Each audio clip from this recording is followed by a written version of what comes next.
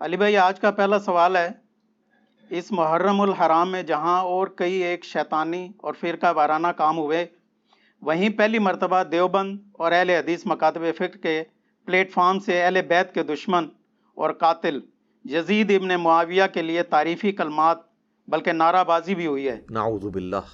اس نئی بگڑتی ہوئی صورتحال کو آپ کس نظر سے دیکھتے ہیں؟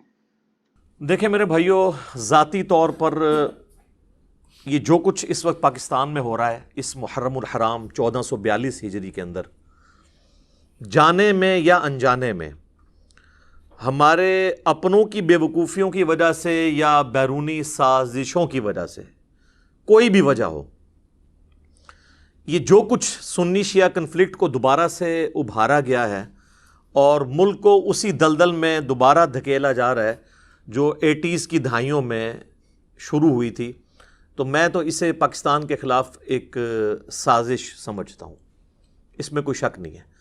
بڑی مشکل سے ہمارے سیکیورٹی اداروں نے اور ہماری فوج نے قربانیاں دے کر ضرب عصب اور رد الفساد کے بعد ملک کو دوبارہ سے ایک پٹری کے اوپر لے کر آئے ہیں، اور اس کی برکت سے ہم جیسے جو نیوٹرل لوگ ہیں ان کا جینا بھی یہاں پر کچھ آسان ہوا ہے۔ اور 2019 کے اینڈ تک تو ہم صورتحال کو بڑا اچھا دیکھ رہے تھے، لیکن یہ دوبارہ سے پھر ایشو شروع ہو گئے ہیں، اور جس میں ہمارے بڑوں کو، خصوصاً ہمارے پرائم منسٹر کو، ہمارے آرمی چیف کو اور باقی سیکیورٹی اداروں کے جو ہیڈز ہیں ان کو دیکھنے کی ضرورت ہے کہ امت کس طرف جا رہی ہے، خصوصاً پاکستان کو جن مشکلات کا سامنا ہے اس میں کیا ہم اس چیز کے متحمل ہیں کہ ہم اپنی کمزوریوں پر پردہ ڈالنے کے لیے اس طرح کے ایشوز کا سہارا لیں۔ میں اشارتاً بات کر رہا ہوں، جن لوگوں تک میسج پہنچنا ہے وہ انشاءاللہ تعالیٰ پہنچ جائے گا۔ اس ڈرامے کا آغاز جو ہے وہ ڈاکٹر اشرف آصف جلالی، جو بریلوی مکتب فکر کے ایک ریناؤنڈ عالم ہیں، ان کی اس سٹیٹمنٹ سے ہوا جو انہوں نے سیدہ فاطمہ سلام اللہ علیہا کے بارے میں دی، اور پھر اس کے ریونج میں اہل تشیع کی جانب سے جو غالی قسم کے رافضی تھے، ٹاپ آف دا لسٹ ذاکر جو تھا ان کا آصف علوی، اب یہ عجیب بات ہے دونوں کے نام میں آصف آتا ہے، تو یہ آصف علوی نے سیدنا ابو بکر صدیق رضی اللہ تعالیٰ عنہ علیہ السلام کی شان میں گستاخانہ الفاظ بلکہ ان کی معاذ اللہ تکفیر کی، اور ان تمام ایشوز کے اوپر میری ویڈیوز یوٹیوب کے اوپر وقتاً فوقتاً آتی رہیں۔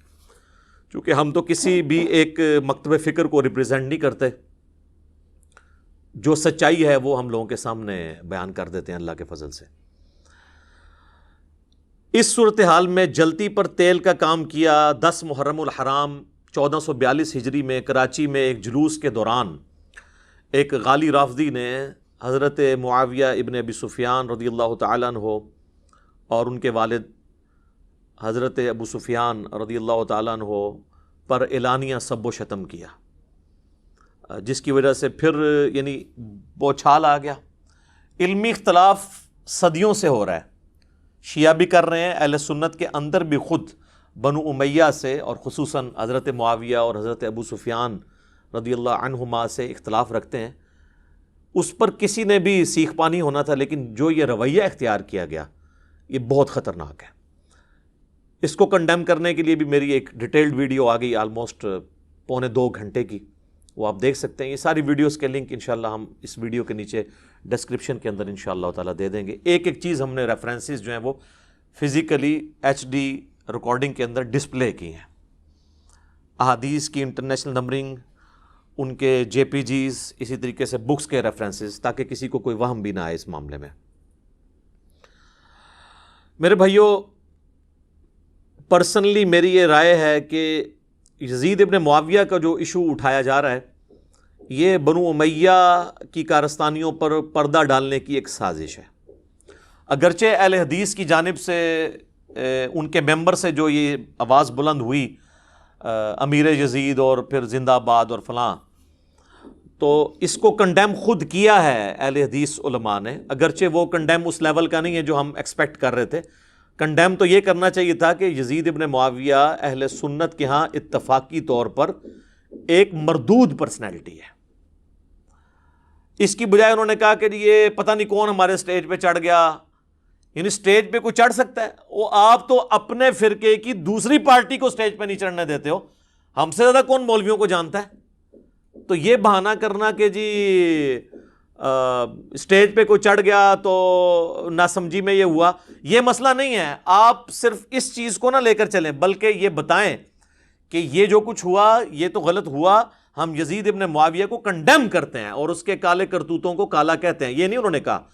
انہوں نے اپنی پبلک کو بھی خوش کر لیا، کیونکہ ظاہر ہے کہ پریکٹیکلی تو اس وقت ناسبیت کا جھنڈا اٹھایا ہوا ہے بعض اہل حدیث اور دیوبند نے، اور اب بریلویوں میں بھی کچھ پیدا ہو گئے ہیں. تو وہ دونوں ایک ٹکٹ میں دونوں مزے کرنا چاہتے ہیں. لہٰذا یہ جو کنڈیم بھی اہل حدیث نے کیا، ہم اس کے حق میں نہیں ہیں. چلے اہل حدیث نے ایک سٹیپ تو طے کیا ہے. دوسری طرف جو لال مسجد میں جو کچھ ہوا، اور وہ ایک مخبوط الحواس قسم کا ایک مولوی، اس نے جس قسم کی باتیں کی، میرا تو خیال ہے اسے کسی نفسیاتی ڈاکٹر کو دکھانا چاہیے. اور انہوں نے تو بلکہ بتا دیا کہ ہمارے ہاں کتاب و سنت کی کوئی دلیل نہیں ہے، وہ استخاروں پر اور خوابوں پہ، یعنی جس چیز کا وہ تانا کبھی بریلویوں کو دیا کرتے تھے اب وہ خود اسی کے اوپر چل رہے ہیں. وہ بھی مکمل طور پر دیوبندی مکتب فکر کی ریپریزنٹیشن نہیں ہے. اوورال جو دیوبندی مکتب فکر ہے، خصوصاً اس میں جو حیاتی گروپ ہے ان کا، وہ یزید کو کنڈیم کرتے ہیں. اور ان کے سرخیل مولانا طارق جمیل صاحب حفظہ اللہ تعالیٰ نے جس طرح فرنٹ سے لیڈ کیا ہے اور اہل بیت کی محبت لوگوں میں عام کی ہے، وہ کسی سے ڈھکی چھپی بات نہیں ہے. تو لہٰذا یہ پوری دیوبندیت کی ریپریزنٹیشن آپ اس کو نہ سمجھیں یہ جو کچھ ہو رہا ہے. یہ دیوبند کے ایک مولوی کی کارستانی ہے. اسی طریقے سے اہل حدیث میں اگرچہ ڈومیننٹ اکثریت جو ہے وہ یزیدی پارٹی کی ہے، لیکن پھر بھی یہ کم از کم ان کی کتابیں، ان کے بزرگوں کی کتابیں وہ یزیدیت کے خلاف ہیں، اور ناسبیت کے خلاف سب سے زیادہ کام ان لوگوں نے کیا ہے. تو ہم کسی ایک بندے کی غلطی کو یا ایک گروپ کی غلطی کو پورے کے پورے مکتب فکر کے اوپر نہیں تھوپتے، یہ ناانصافی ہے. بہرحال یہ جو کچھ ہوا ہے ہم اسے اعلانیہ طور پر کنڈیم کرتے ہیں، اور ساتھ ہی ساتھ ہم یہ بھی سمجھتے ہیں کہ شاید یہ بھی سازش ہو کہ یزید ابن معاویہ کے پیچھے اصل جو مجرمین ہیں ان کو چھپا دیا جائے تاکہ لوگ یزید کو ہی برا کہیں. اور معذرت کے ساتھ اہل تشیع جو اپنے آپ کو شیعان علی کہنے کا دم بھرتے ہیں، ان کے اندر بھی اتنی جرت نہیں ہے کہ یہ میڈیا میں آ کر کم از کم ڈھکے چھپے الفاظ میں ہی اصل بات امت کو بتائیں کہ ٹوٹی کمند کہاں. یہ ان کی بھی جرت نہیں ہے.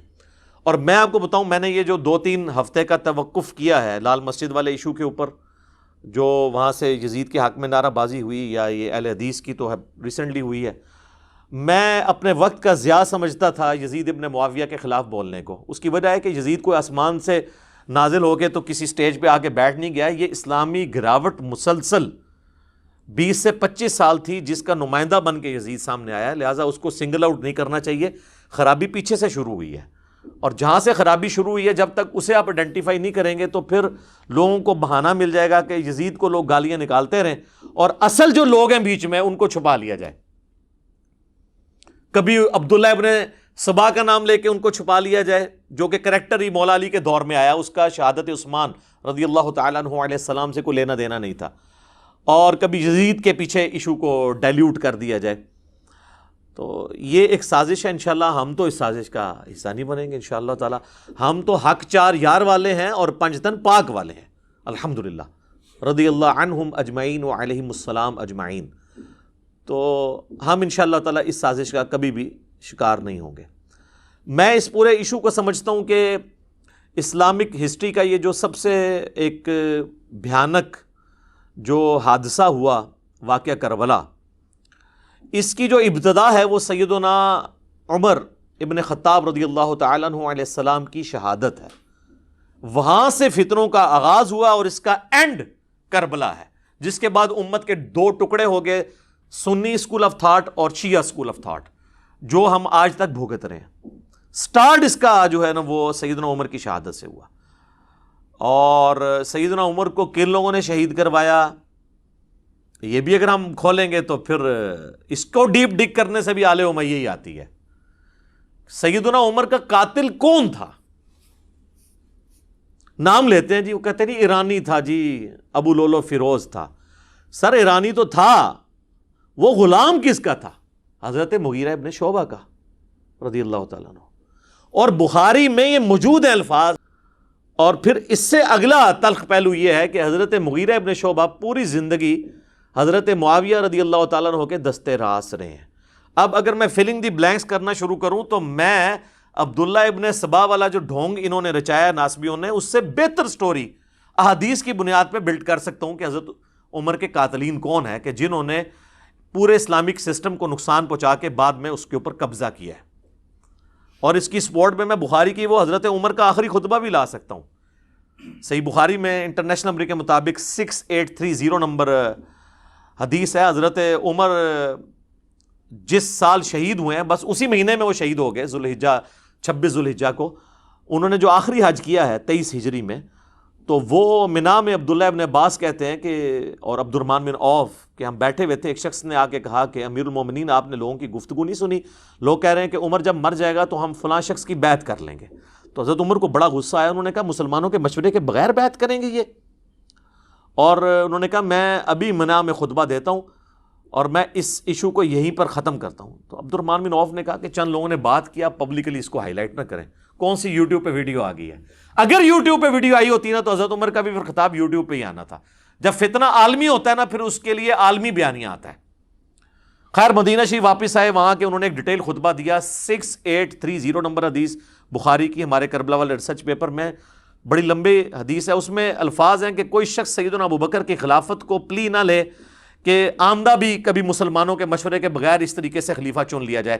یعنی حضرت عمر یہ سمجھتے تھے کہ حضرت ابوبکر کو بھی کیٹاسٹرافکلی چنا گیا، جس طریقے سے مشورہ ہونا چاہیے تھا ویسے نہیں ہو سکا، لیکن وہ ایک ایکسیپشن ہے کیونکہ امت اس کے اوپر راضی ہوگی. اور پھر دوسری بات، حضرت ابوبکر کے پائے کی کوئی اور پرسنالٹی نہیں تھی کہ امت کوئی کلیم کرتا کہ ہاں جی میں بھی اس لیول پہ آ کے تو میں دعوے دار ہوں. ایون مولا علی علیہ السلام نے بھی ان کو 6 مہینے کے بعد ایکسیپٹ کر لیا. اس کے اوپر میری ڈیٹیل ویڈیو ہے سیدہ فاطمہ کا قاتل کون، تو آپ دیکھ لیں، میں نے سارے ٹروتھ اس کے اندر ریویل کیے ہیں ایک ایک حدیث کے نمبر ڈسپلے کر کے. تو بہرحال حضرت عمر فاروق رضی اللہ تعالیٰ عنہ نے کہا کہ یہ چیما گوئیاں جو میں سن رہا ہوں نا کہ عمر مر جائے گا تو فلاں کے، تو ان کا مسلمانوں کے مشورے کے بغیر تم خلیفہ چنو گے؟ اللہ کی قسم اگر اس طرح ہوا تو پھر اس کا انجام قتل و غارت ہوگا. جس کی بیعت کی گئی اور جو بیعت لینے والے ہیں، یہ دونوں کے دونوں جو ہیں وہ خون ریزی کا شکار ہوں گے. اور حضرت عمر نے اس بیعت کو اسٹیبلش ہی نہیں مانا کہ جو تلوار کی دھونس پر لی جائے. تو یزید ابن معاویہ کی بیعت جو ہے تلوار کی دھونس پہ ہوئی ہے. کہتے ہیں جی وہ صحابہ نے بیعت کر لی تھی. کس طریقے سے بیعت کی تھی تاریخ نہیں، بخاری مسلم بتاتی ہے. انشاءاللہ میں آج سب کچھ کور کروں گا. ریسرچ پیپر میں تو میں نے کور کیا ہے، اس کے علاوہ کئی ایک ویڈیوز کے اندر کور کیا ہوا ہے. تو جو دھونس اور بدماشی کے ساتھ بیعت لی جائے تو بیعت سیدنا عمر کے فتوے کے تحت اسٹیبلش ہی نہیں ہوتی. جب بیعت اسٹیبلش نہیں ہوگی تو لہٰذا اس بیعت کے خلاف کھڑے ہونے والے کو خروج پر مبنی نہیں مانا جائے گا، بلکہ وہ قیام حسینی ہے. خروج وہ ہے جو مولا علی کے خلاف ہوا ہے جنگ جمل صفین اور نہروان کے اندر، کیونکہ ان کی بیعت اسٹیبلش تھی، وہ خلفائے راشدین میں سے ہیں. اس کو بھی میں انشاءاللہ ڈسکس کروں گا. تو یہ میں نے تمہیداً گفتگو کی ہے تاکہ ایک اوورال ڈاکٹرن کلیئر ہو کہ اصل ایشو سیدنا عمر کی شہادت سے شروع ہے. اور اس کی پریڈکشن پہلے ہی صحیح بخاری اور صحیح مسلم میں نبی الاسلام کی احادیث موجود ہیں. اور بلکہ یہ تو ایک پورا ایک ٹاپک ہے دلائل النبوہ کا.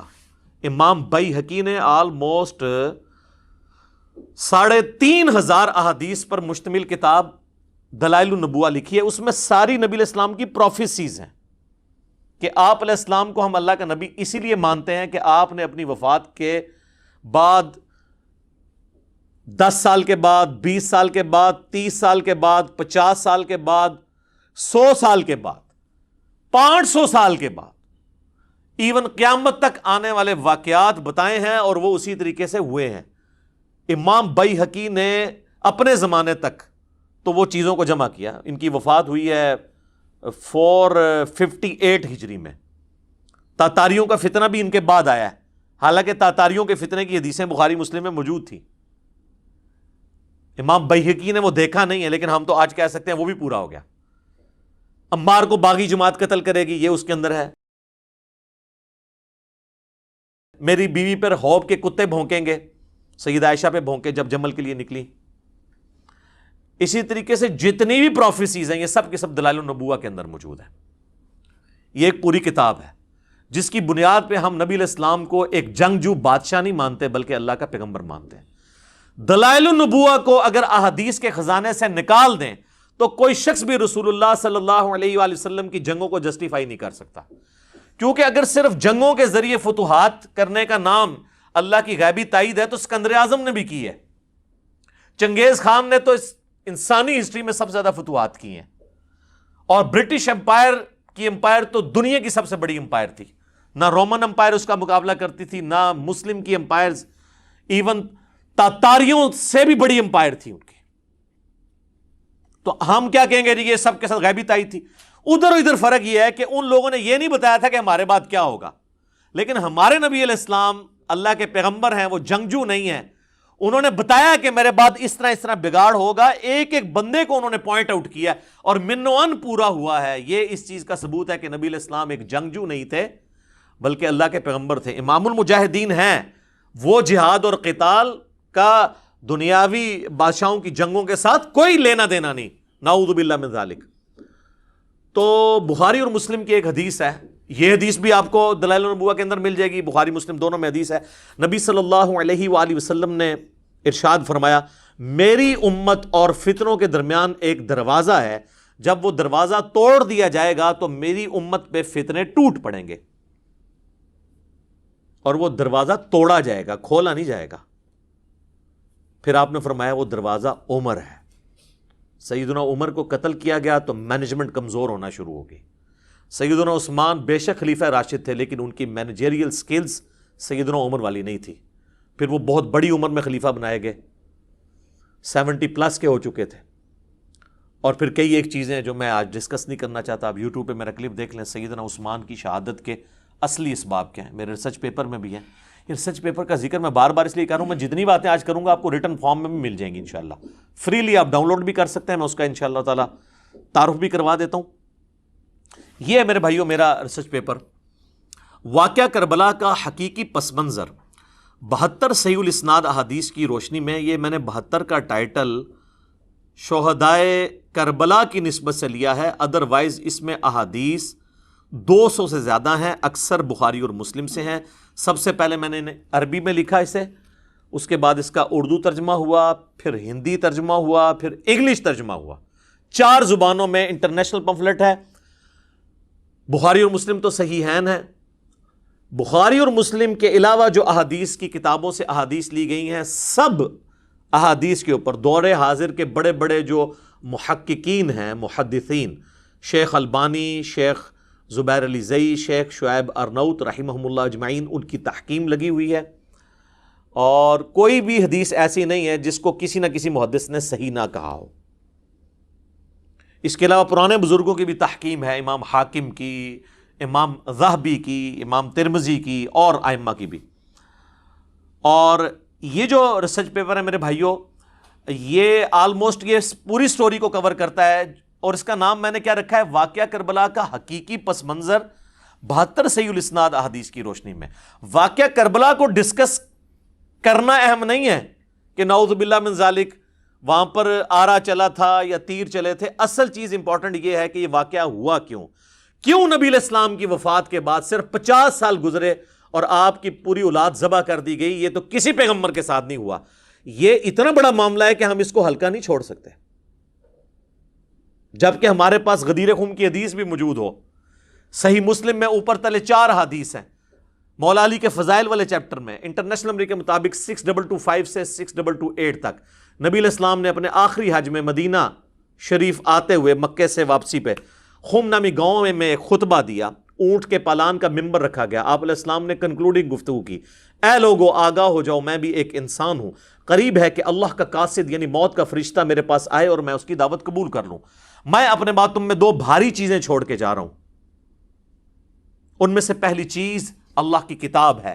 اس میں ہدایت ہے، اس میں نور ہے. تم اللہ کی کتاب کو پکڑو، اپنا تعلق اس کتاب کے ساتھ مضبوط کرو. اللہ کی کتاب اللہ کی رسی ہے، جو اسے پکڑے گا وہ ہدایت پہ ہوگا، جو اسے چھوڑ دے گا وہ گمراہ ہو جائے گا.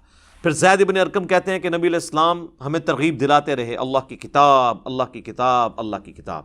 اور پھر فرمایا کہ دوسری بھاری چیز میرے اہل بیت ہیں، میں اپنے اہل بیت کے معاملے میں تمہیں اللہ کا خوف دلاتا ہوں. اور اس جملے کو آپ نے 3 دفعہ ریپیٹ کیا. لیکن امت نے بالکل الٹ کیا، نہ قرآن کو پکڑا اور نہ اہل بیت کو زندہ چھوڑا. تو یہ ایک بہت تلخ چیز ہے، اور نبی علیہ السلام ہمیں غدیر خم کے اوپر وصیت کر کے گئے ہیں، اور یہ پلیٹ فارم اللہ کے فضل سے قرآن کی توحید پہ کھڑا ہے اور اہل بیت کے دفاع پر یہ پلیٹ فارم غدیر خم پہ ہے. الحمدللہ. غدیر خم کی حدیث تو بہت کم ہی بیان ہوتی تھی، اور کئی مکتب فکر کے لوگوں کو تو اس حدیث کا پتہ ہی نہیں تھا. ان کو وہ ایک روایت جو ضرب تقسیم لگا کے حسن درجے تک پہنچتی ہے، المستدرک للحاکم کی، الموطا امام مالک میں بھی ہے لیکن وہاں تو اس کی سند ہی چھوٹی ہوئی ہے. امام مالک نے بغیر واسطے کے روایت بیان کی ہے، پوری سند اس کی المستدرک للحاکم کے اندر ہے، کتاب العلم چیپٹر کے اندر 318 نمبر 318. وہ حجۃ الوداع کا خطبہ ہے کہ 2 چیزیں چھوڑ کے جا رہا ہوں، اللہ کی کتاب اور اس کے نبی کی سنت، اسے مضبوطی سے پکڑ لو گے کبھی گمراہ نہیں ہوگے. اور مسلم شریف میں جو حجۃ الوداع کا خطبہ ہے نا، انٹرنیشنل نمبر کے مطابق 2950، اس میں سنت کا ذکر نہیں، صرف کتاب اللہ کا ذکر ہے. سنت کو ماننا کتاب اللہ کو ماننا اس کے اندر امپلائڈ ہے، کیونکہ قرآن ہی نے ہمیں سنت کی طرف رہنمائی کی ہے نا. من یطیع الرسول فقد اطاع اللہ، جس نے رسول اللہ کی اطاعت کی اس نے اللہ کی اطاعت کی. صلی اللہ علیہ وآلہ وسلم. صلاۃ بر محمد وآل محمد. اللہم صلی علی محمد وعلی آل محمد وبارک وسلم واصحابہ اجمعین الی یوم الدین، آمین. تو یہ میرے بھائیوں ریسرچ پیپر میں نے جو لکھا، اس ریسرچ پیپر میں میں نے کربلا کی پوری ہسٹری، وہ جو 6 ٹاپک ہیں وہ کور کیے ہیں. میں ان کی ہیڈنگ صرف آپ کو بتا دیتا ہوں. پہلا ٹاپک ہے منہج نبوی پر قائم خلافت راشدہ کی صحیح مدت کتنی تھی اور خلافت راشدہ کے حقیقی اہل خلفائے راشدین کون تھے. دوسرا ٹاپک خلیفہ راشد سے بغاوت بدعت ہے، جنگ جمل، صفین اور نہروان میں سیدنا علی کی حقانیت اور شہادت سیدنا عثمان کے اصلی اسباب، وہ جعلی اسباب نہیں کہ ایک عبداللہ بن سبا نے 40,000 صحابہ تربیت یافتہ ان کی مت مار دی، نعوذ باللہ، نہیں، آل امیہ کو بچانے کے لیے. عبداللہ ابن سبا پرسنالٹی ہے، وہ بعد میں آیا، اسے مولا علی نہیں قتل کروایا، اس کا مسئلہ بالکل الگ ہے. تیسرا ٹاپک رسول اللہ صلی اللہ علیہ وآلہ وسلم نے اپنی وفات سے 1 مہینہ قبل مستقبل میں ہونے والے حکومتی بگاڑ سے متعلق غیبی خبریں دے دی تھی.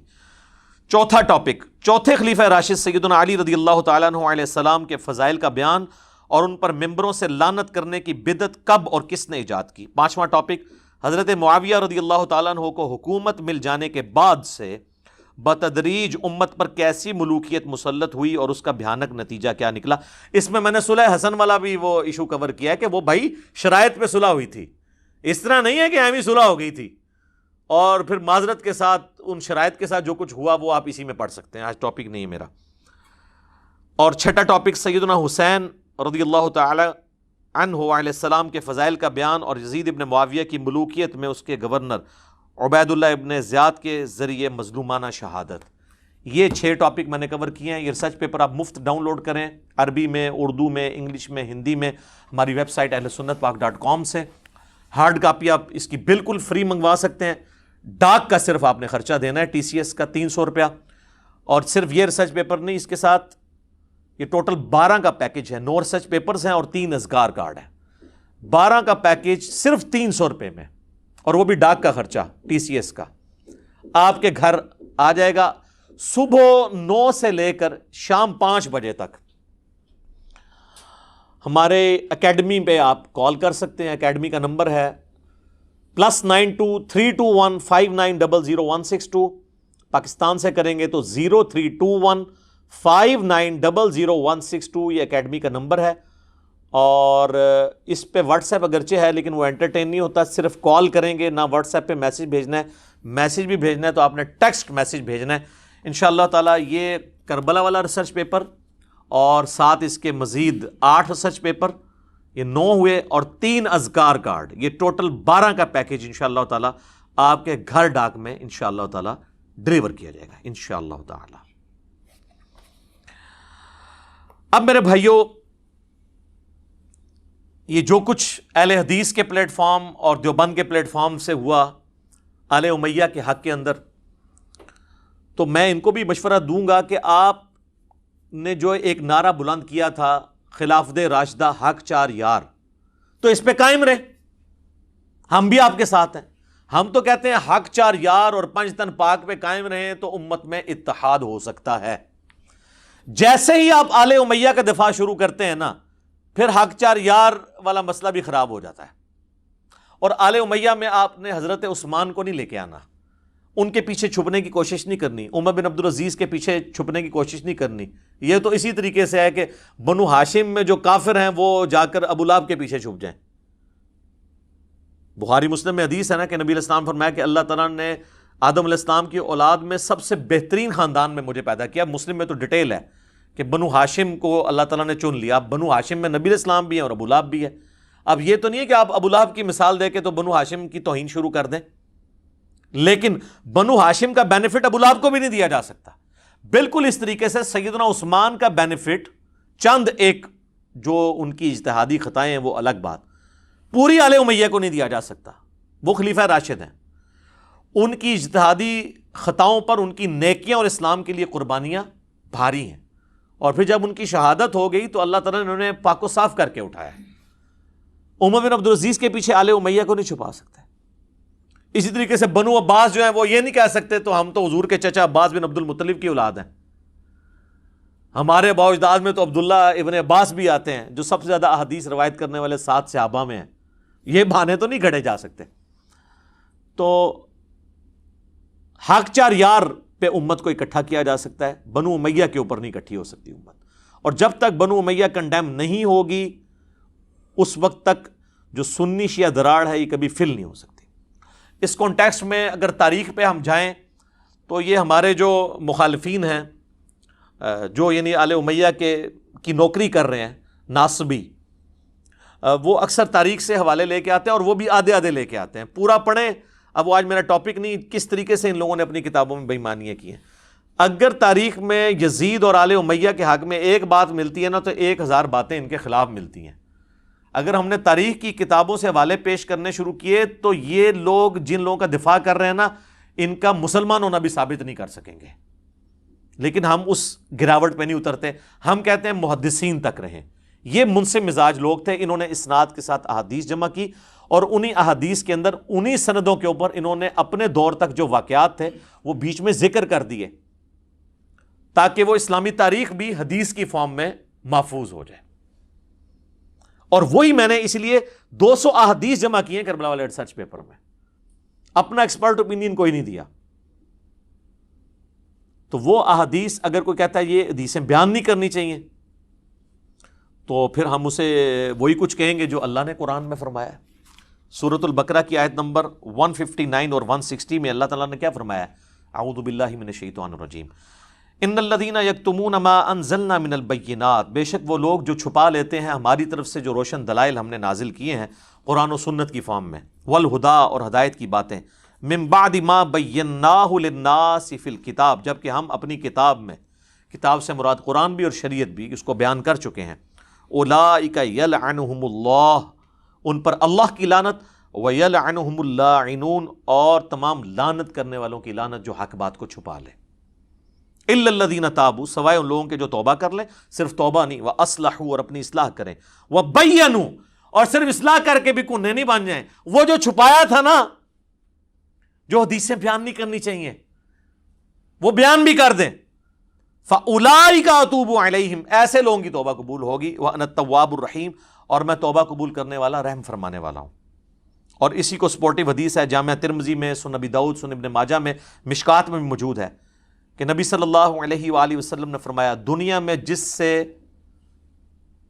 کوئی علم کی بات پوچھی گئی اور وہ اس نے چھپا لی امت کے وسیع تر مفاد کے اندر، ٹھیک ہے، اور کہیں عوام میں کوئی بدگمانی نہ پیدا ہو جائے، سب ایک نے یہی ڈکوسلا کیا ہوا ہے نا. تو نبی علیہ السلام فرما رہے ہیں اس نے علم کی بات اگر چھپا لی حالانکہ اسے پتہ تھی تو ایسے شخص کے منہ میں قیامت والے دن آگ کی لگام ڈالی جائے گی. वलियाउज़ु बिल्लाहि ताला, अल्लाहुम्मा अजिरना मिनन नार, अल्लाहुम्मा ला तजअलना मिनहुम, आमीन। तो लिहाजा जो कुरान और सुन्नत में है वो तो आपने बयान करना है, पर्सनल नोट्स नहीं है किसी के। बास कहते हैं नहीं जी वो मुहद्दिसीन ने लिखा था लेकिन वो इसलिए नहीं था कि अवाम को बताया जाए, तो फिर लिख रहे क्यों थे वो? तो हमने ये भी उनका फिर वसवसा क्लियर किया है कि हम मुहद्दिसीन से खुद ही पूछ लेते हैं कि हज़रत ये आपने इतनी ख़तरनाक किस्म की रवायतें किसके लिए लिखी थी? उनके तो दिमाग में कीड़ा नहीं था ना उनको ईरान से फंड आता था, ना उनको सऊदीया से फंड आता था, वो किसी एजेंडे पे तो काम कर ही नहीं थे रे हमारी तरह। इसलिए तो हम भी ये दारे अरकम सजा के क्यों बैठे हैं? हम किसी मस्जिद में दर्स नहीं दे सकते, इसी वजह से कि ज़ाहिर है हमने ना चंदे लेने हैं और ना किसी सिस्टम को सपोर्ट करना है। ये तो अल्लाह ताला ने यूट्यूब के ज़रिए एक इतना बड़ा हमारे लिए एक समझ लें आप ज़रिया खोल दिया, वरना हम गरीबों की आवाज़ किसने सुननी थी? अल्हम्दुलिल्लाह। तो इमाम मुस्लिम से पूछ लेते हैं, तो सही मुस्लिम का मुकदमा भी इमाम मुस्लिम ने लिखा है, और ये तो है ही अहले बैत से मोहब्बत करने वाले। इनका नाम ही अबुल हुसैन है, बेटे का नाम हुसैन रखा, अबुल हुसैन मुस्लिम बिन हज्जाज अल कुशैरी अल मुतवफ़ा 261 हिजरी। इन्होंने सही मुस्लिम के स्टार्ट में उसका मुकद्दिमा लिखा, प्रीफेस, और ये मुस्लिम का हिस्सा है, ये अलग से नहीं है। मुस्लिम शरीफ के अंदर पहली 92 जो अहादीस और रवायतें हैं वो मुस्लिम का मुकदमा है, और 93 नंबर से किताबुल ईमान शुरू होता है, जिसमें पहली हदीस जो है वो हदीस जिब्राइल है, जो जिब्राइल अलैहिस्सलाम इंसानी शक्ल में सहाबा की मौजूदगी में रसूलुल्लाह की खिदमत में हाजिर हुए थे। उसका नंबर है 93, किताबुल ईमान की पहली हदीस। पहली 92 रवायतें अल मुकद्दिमा है, जिसके ऊपर यूट्यूब पे मेरी डिटेल वीडियो, मैंने पूरा मुकद्दिमा भी कवर किया है, और वो एक कमाल चीज़ है, देखने वाली चीज़ है। उसी में से शुरू में उन्होंने लिखा है इमाम मुस्लिम के, जब शागिर्द ने उनका मशवरा दिया ना कि सर आप कोई किताब ऐसी लिख दें कि ताकि हम लोगों के लिए आसानी हो जाए, हम नबी इस्लाम की सुन्नत, आप इस्लाम के शमाइल, आपकी ज़िंदगी के मुख्तलिफ पहलू, आपके अफ़आल और आपके सहाबा कराम अलैहिम रिदवान की तालीमात को समझ सकें। तो इस पर इमाम मुस्लिम खुद मुस्लिम में लिखते हैं, ए अबू इसहाक, उनका शागिर्द, जब तुमने मुझसे इस अजीम काम की फरमाइश की, यानी सही मुस्लिम की तालीफ, तो मैंने सोचा कि अगर मैं इसका इरादा कर लूं और यह काम पाया तकमील को पहुंच जाए तो इसका फ़ायदा सबसे पहले बतौर ख़ास मुझी को हासिल होगा। इसके असबाब बहुत हैं, मगर उनको जिक्र करने से ये तमहीदी गुफ्तगू लंबी हो जाएगी। वो कहते हैं मुझे भी फ़ायदा होगा और कई फ़ायदे होंगे। और आज तो इमाम मुस्लिम अगर मौजूद होते तो हम कहते सर वाकई देखें कितने फ़ायदे हुए हैं, हमने आपकी मुस्लिम शरीफ के ज़रिए नासबियत के जड़ उखाड़ दी है, रफजियत की जड़ उखाड़ दी है, फ़िरका वारियत की जड़ उखाड़ दी है अल्लाह के फजल से। मुख्तसर ये कि इस पुख्ता तरीके से थोड़ी मिकदार में रवायात को तहकीक के साथ मुरतब करना ज़्यादा आसान और मुफीद है, बजाय बहुत ज़्यादा रवायतें जमा करने के। बतौर ख़ास अवामुन्नास के लिए इमाम मुस्लिम ने क्या कहा, मैं लिख रहा हूं पब्लिक के लिए, और ये कहते हैं पब्लिक में बयान करो तो फितना होगा। तो इस फितने का बानी कौन हुआ? इनकी जुर्रत नहीं बोल जाए। इमाम बुखारी इमाम मुस्लिम पे बात करेंगे तो फिर हम इनसे करबला की हदीसें नहीं डिस्कस करेंगे, फिर हम इनसे सुन्नियत का मुकदमा और सुन्नत की हुज्जियत का मुकदमा डिस्कस करेंगे, फिर हम इन्हें मुनकरीन हदीस कहेंगे। ये तो नहीं कि रफल यदैन की हदीसें लेनी है बुखारी मुस्लिम से, और आले उमैया की बदमाशियों के खिलाफ जो इमाम बुखारी इमाम मुस्लिम लिख के गए हैं तो उससे आंखें बंद कर लेनी है ना। बड़े अरसे बाद में थोड़ा ऊंचा बोले, मजा आया ना? अच्छा, तो वो कहते हैं बतौर खास अवामुन्नास के लिए जिन्हें अहादीस के सही और ज़ईफ पे होने की पहचान नहीं होती जब तक कि उनकी रहनुमाई ना कोई दूसरा कर दे। जब ऐसी सूरत हाल हो जो हमने बयान की तो थोड़ी तादाद में सही अहादीस का जमा कर देना ज़्यादा मिकदार में गैर मुस्तनद रवायात जमा करने से ज़्यादा बेहतर होगा। तो सर यही काम तो हमने भी किया है इमाम मुस्लिम वाला, हमने 200 हदीसें जमा करवा दी हैं और मौलवियों की सारी किताबें फेल हो गई हैं इसके मुकाबले में। लोग कहते हैं तुझी कहानियां सुनाते हो, ओ जनाब हदीसां सुनाता है। उनकी दी गल मनी है, कहानी है और तारीख तो हुक्मरानों की लिखवाई हुई है। बनु उमैया और बनु अब्बास उनके कोड़े थे, उनकी तलवारें थी उनके ऊपर। मुहद्दिसीन जो है वो मुंसिफ मिजाज लोग थे, किताबों में उन्होंने एक एक बात लिख दी, अल्हम्दुलिल्लाह। तो अब ये सारी तमहीदी गुफ्तगू थी। अब उस टॉपिक की तरफ आते हैं, तो वो टॉपिक भी घंटों डिमांड करता है। मैं कोशिश करूंगा कि 1 घंटे के अंदर वो कवर हो इंशाअल्लाह ताला। मेरे भाइयों, मुस्नद इमाम अहमद में एक हदीस है जो मिशकातुल मसाबिह के अंदर मौजूद है اور ہمارے پمفلٹ میں بھی موجود ہے 5B ریسرچ پیپر میں سٹارٹ ہی میں۔ رازدار رسول حذیفہ ابن یمان رضی اللہ تعالیٰ عنہ علیہ السلام کہتے ہیں کہ میں نے خود نبی علیہ السلام کا ایک خطبہ ممبر پر سنا تھا بعد میں آنے والے حکمرانوں سے متعلق، دودھ کا دودھ پانی کا پانی ہو جائے گا، اور یہ ہے بھی رازدار رسول ہیں جنہیں منافقین کے نام بتائے تھے نبی صلی اللہ علیہ وآلہ وسلم نے۔ تو حذیفہ ابن یمان کہتے ہیں کہ نبی علیہ السلام نے فرمایا کہ اللہ تعالیٰ جب تک چاہے گا تم میں نبوت باقی رہے گی، یعنی میرا وجود، اور پھر جب اللہ چاہے گا مجھے اٹھا لے گا، اور پھر میرے بعد خلافت علی منہاج النبوہ قائم ہوگی، اور وہ بھی باقی رہے گی جب تک اللہ چاہے گا، پھر اللہ اس کو بھی اٹھا لے گا۔ اس کے بعد ملکن عاضن، ڈاکٹر سرار صاحب یوں کیا کرتے تھے، کاٹ کھانے والی ملوکیت، فریڈم آف ایکسپریشن کو غصب کرنے والی، مخالفین کو کاٹنے والی، وہ قائم ہو جائے گی، اور پھر اللہ تعالیٰ جب تک چاہے گا وہ رہے گی۔ ظاہر ہے فرعون، نمرود، ان سب لوگوں کو بھی حکومتیں جو ہیں وہ اللہ نے نہیں دی ہیں نا، آزمائش کے لیے، پھر اللہ تعالیٰ اسے بھی اٹھا لے گا، پھر جابر حکمرانوں کا دور شروع ہو جائے گا، پھر اللہ تعالیٰ جب تک چاہے گا وہ رہے گا، پھر اس کو بھی اٹھا لے گا، اور پھر ایک دفعہ دوبارہ سے خلافت علی منہاج النبوہ قائم ہوگی، یعنی امام محمد بن عبداللہ المہدی رحمہ اللہ تعالی اور رضی اللہ تعالیٰ عنہ علیہ السلام کی خلافت۔ ایک تفسیر اس کی بھی کی گئی ہے یہ والی، اور ایک تفسیر اس حدیث کے راوی کا فہم یہ ہے کہ انہوں نے یہ حدیث لکھ کے حضرت عمر بن عبدالعزیز کو بھیجی اور کہا کہ یہ جو کاٹ کھانے والی ملوکیت اور جابر حکمرانوں کے بعد آپ کی دوبارہ خلافت آئی ہے، تو مجھے لگتا ہے یہ آپ کی پیش گوئی تھی جس پہ عمر بن عبدالعزیز بڑے خوش ہوئے۔ تو اگر یہ بھی مان لیا جائے تو پھر بھی بنو امیہ نہیں بچتی، وہ ساروں کو پچھلوں کو پچھلا رگڑا لگا دیا نا۔ اور پھر ہم کہتے ہیں عمر بن عبدالعزیز جو ہیں وہ پہلے مجدد اسلام کے کیوں ہیں؟ انہوں نے کون سا گند صاف کیا ہے؟ بنو امیہ کا گند۔ وہ آج ٹاپک نہیں ہے، میری کئی ایک ویڈیوز پہلے ریکارڈڈ موجود ہیں۔ بہرحال دوسرا فہم یہ ہے کہ یہ نبی علیہ السلام کا دور، اس کے بعد خلافت راشدہ کا دور، اس کے بعد کاٹ کھانے والی ملوکیت جو ہے وہ بنو امیہ اور بنو عباس کا دور 500-600 سال تک، جس میں سے 100 سال آلموسٹ بنو امیہ اور پھر بنو عباس اور باقی لوگ۔ اور یہ جو جابر حکمران ہیں جو مسلط ہو جائیں گے، یہ کلونیل پاورز ہیں جو پوری دنیا کے اوپر قابض ہوئی، جن کا زور 100 سال پہلے ٹوٹنا شروع ہوا، اور آج 57-58 اسلامی ملک ہیں۔ یہ 8 سے 100 سال پہلے نہیں تھے اتنے ملک۔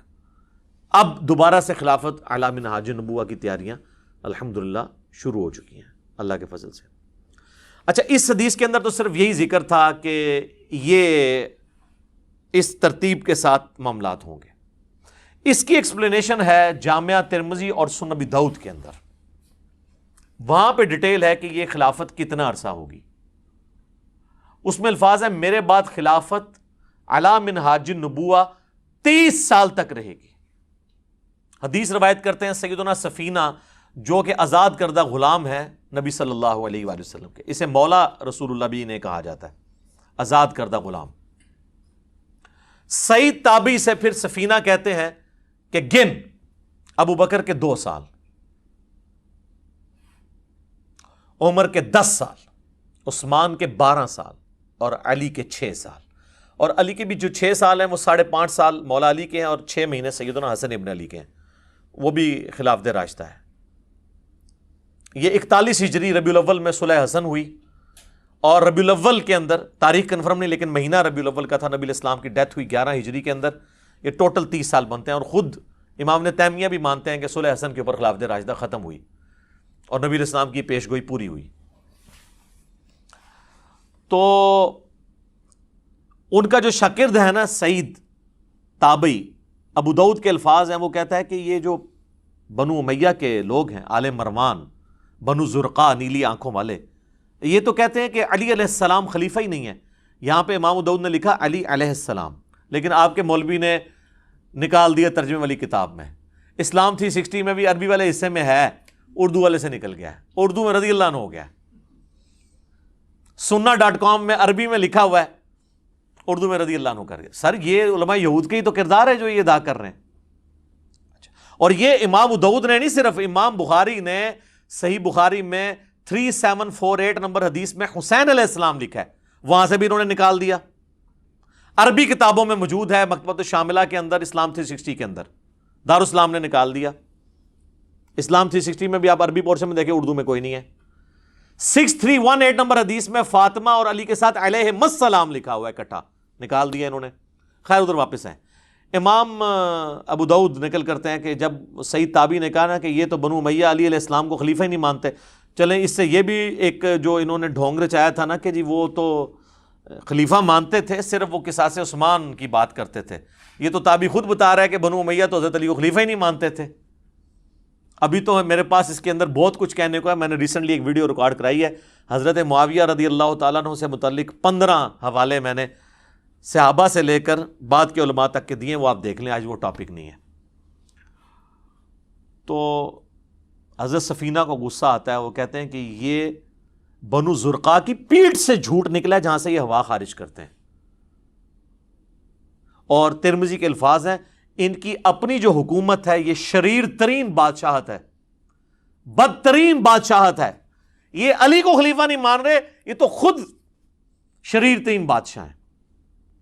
اچھا اب حضرت سفینہ جو ہے نا یہ فوت ہوئے ہیں 74 ہجری کے اندر, واقعہ کربلا ہوا ہے 61 ہجری میں. ناسبی پلی یہ لیتے ہیں کہ یہ انہوں نے حضرت معاویہ کی حکومت کے بارے میں نہیں کہا, پھر بھی پھنس جائیں گے پھر یزید کے بارے میں کہہ دیا, تو آپ تو یزید کے بھی چمچے ہیں. وہ پھر کہتے ہیں چھوٹی قربانی کر لو, بڑے کو بچا لو. لیکن سر نہیں, بڑے نے اگر کوئی کام ڈالا ہے تو وہ کیسے بچے گا؟ یہ حدیث صرف ترمذی ابو داؤد کے اندر موجود نہیں ہے, یہ حدیث میرے بھائی مسند ابی داؤد الطیالسی کے اندر بھی موجود ہے. اور اس میں الفاظ یہ ہیں کہ وہ تابعی, یہ پوری حدیث اسی طریقے سے ہے, وہ تابعی جب کہتا ہے نا یہ بدترین بادشاہ ہیں, یہ وہ جب صحابی کہتے ہیں حضرت سفینہ اور 30 سال خلافت ہے, تو وہ کہتے ہیں پھر حضرت معاویہ کون ہے؟ تو انہوں نے کہا حضرت معاویہ جو ہے وہ مسلمانوں کا پہلا بادشاہ ہے, یعنی انہوں نے کہا یہ خلافت راشدہ سے باہر. یہاں بھی ہمیں ایکسپوز ہو گیا کہ وہ کس کو سنگل آؤٹ کر رہے تھے. ابھی بھی تسلی نہ ہو تو اس کا ایک اور طریق ہے المصنف ابن ابی شیبہ کے اندر, اس میں الفاظ ہیں کہ یہ بنو امیہ بدترین بادشاہت ہیں اور ان کا پہلا بادشاہ معاویہ ابن ابی سفیان ہے. انہوں نے سب کو کہہ کے یہ بھی بتا دیا سرغنہ کون ہے. تو اب اس حدیث میں حضرت سفینہ کا 74 ہجری میں فوت ہونا یزید ابن معاویہ کو یعنی بیچ میں لانے کا ذریعہ نہیں بن سکتا. انہوں نے سٹارٹ کیا ہے 41 ہجری سے, صلح حسن سے. تو یہ مسئلہ آپ کو کلیئر ہو گیا. یہ الحمدللہ ساری کی ساری احادیث میں نے اس ریسرچ پیپر کے اندر ڈالی ہوئی ہیں. انشاءاللہ ہم اپنی ویڈیو کے اندر بھی جو ہے نا وہ ڈسپلے کروا دیں گے انشاءاللہ تعالی. اچھا اب میرے بھائیوں, یہ جو کاٹ کھانے والی ملوکیت ہے اس پہ پھر بولا جائے پھر گھنٹوں چاہیے, تو میں نمونے کے طور پر صرف 3 احادیث کور کروں گا جس سے آپ کو اوورآل ڈاکٹرن کلیئر ہو جائے اس ٹاپک کے اوپر. پہلی حدیث صحیح مسلم کے اندر کتاب الامارہ چیپٹر میں, حکمرانوں والے چیپٹر کے اندر, انٹرنیشنل نمبر کے مطابق 4776, سیدنا عبداللہ بن عمر بن عاص خانہ کعبہ کے سائے میں بیٹھے ہوتے ہیں, دیوار کے ساتھ ٹیک لگا کے, صحابی رسول ہیں. ایک تابعی خانہ کعبہ میں انٹر ہوتا ہے, عبد الرحمن بن عبد رب الکعبہ. تو وہ سنتا ہے کہ حضرت عبداللہ بن عمر بن عاص حکمرانوں کی اطاعت سے متعلق حدیث سنا رہے ہوتے ہیں. تو چپ کر کے سنتا رہتا ہے. اینڈ پہ وہ پوچھتا ہے کہ حضرت کیا آپ نے یہ واقعی رسول اللہ سے یہ بات سنی تھی کہ حکمرانوں کی اطاعت اس طریقے سے ہونی چاہیے؟ تو انہوں نے کہا ہاں, اللہ کی قسم میں نے رسول اللہ کو دیکھا, میرے کانوں نے آپ کی آواز سنی, میرے دل نے آپ کی باتوں کو یاد رکھا. تو انہوں نے کہا اگر یہی بات ہے تو آپ کے چچا کا لڑکا معاویہ بن ابی سفیان, یہ چچا زاد لگتے تھے نا آپس میں, عمرو بن عاص کے بیٹے ہیں نا, تو وہ تو ہمیں کہتا ہے کہ ہم آپس میں ایک دوسرے کو ناحق قتل کریں اور ایک دوسرے کا مال ناحق طریقے سے ہڑپ کریں, حرام خوری بھی اور قتل و غارت بھی. جبکہ اللہ تعالیٰ قرآن میں فرماتا ہے, سورۃ النساء کی آیت نمبر 29 اس نے تلاوت کی کہ اے ایمان والو آپس میں ایک دوسرے کو قتل مت کرو، اپنوں کو قتل مت کرو، اپنوں کو قتل یعنی ایک دوسرے کو، سارے مسلمان آپس میں بھائی ہیں، اور ایک دوسرے کا مال ناحق طریقے سے ہڑپ مت کرو۔ اب یہ بتائیے کہ ہم اللہ کی بات مانیں یا اطاعت امیر کریں؟ اب یہ ایک صحابی کو ایک تابعی نے ایک بہت بڑی بات کر دی، تو انہوں نے نہیں کہا کہ تم رافضیوں والی باتیں کر رہے ہو، تمہیں ایران سے کوئی فنڈنگ ہوتی ہے، نہیں کہا، تھوڑی دیر کے لیے خاموشی اختیار کر لی انہوں نے۔ اب سوچ میں تو پڑ گئے ہوں گے میں کیا کروں، رشتہ داری تو میری نکال رہا ہے، تو پھر انہوں نے سر اٹھا کے کہا کہ معاویہ کی اطاعت کرو ان باتوں میں جس میں وہ اللہ کی اطاعت کے اندر حکم دے، اور جس میں وہ اللہ کی نافرمانی کا حکم دے اس میں اس کی نافرمانی کرو، اور یہی ایٹیچیوڈ ہونا چاہیے۔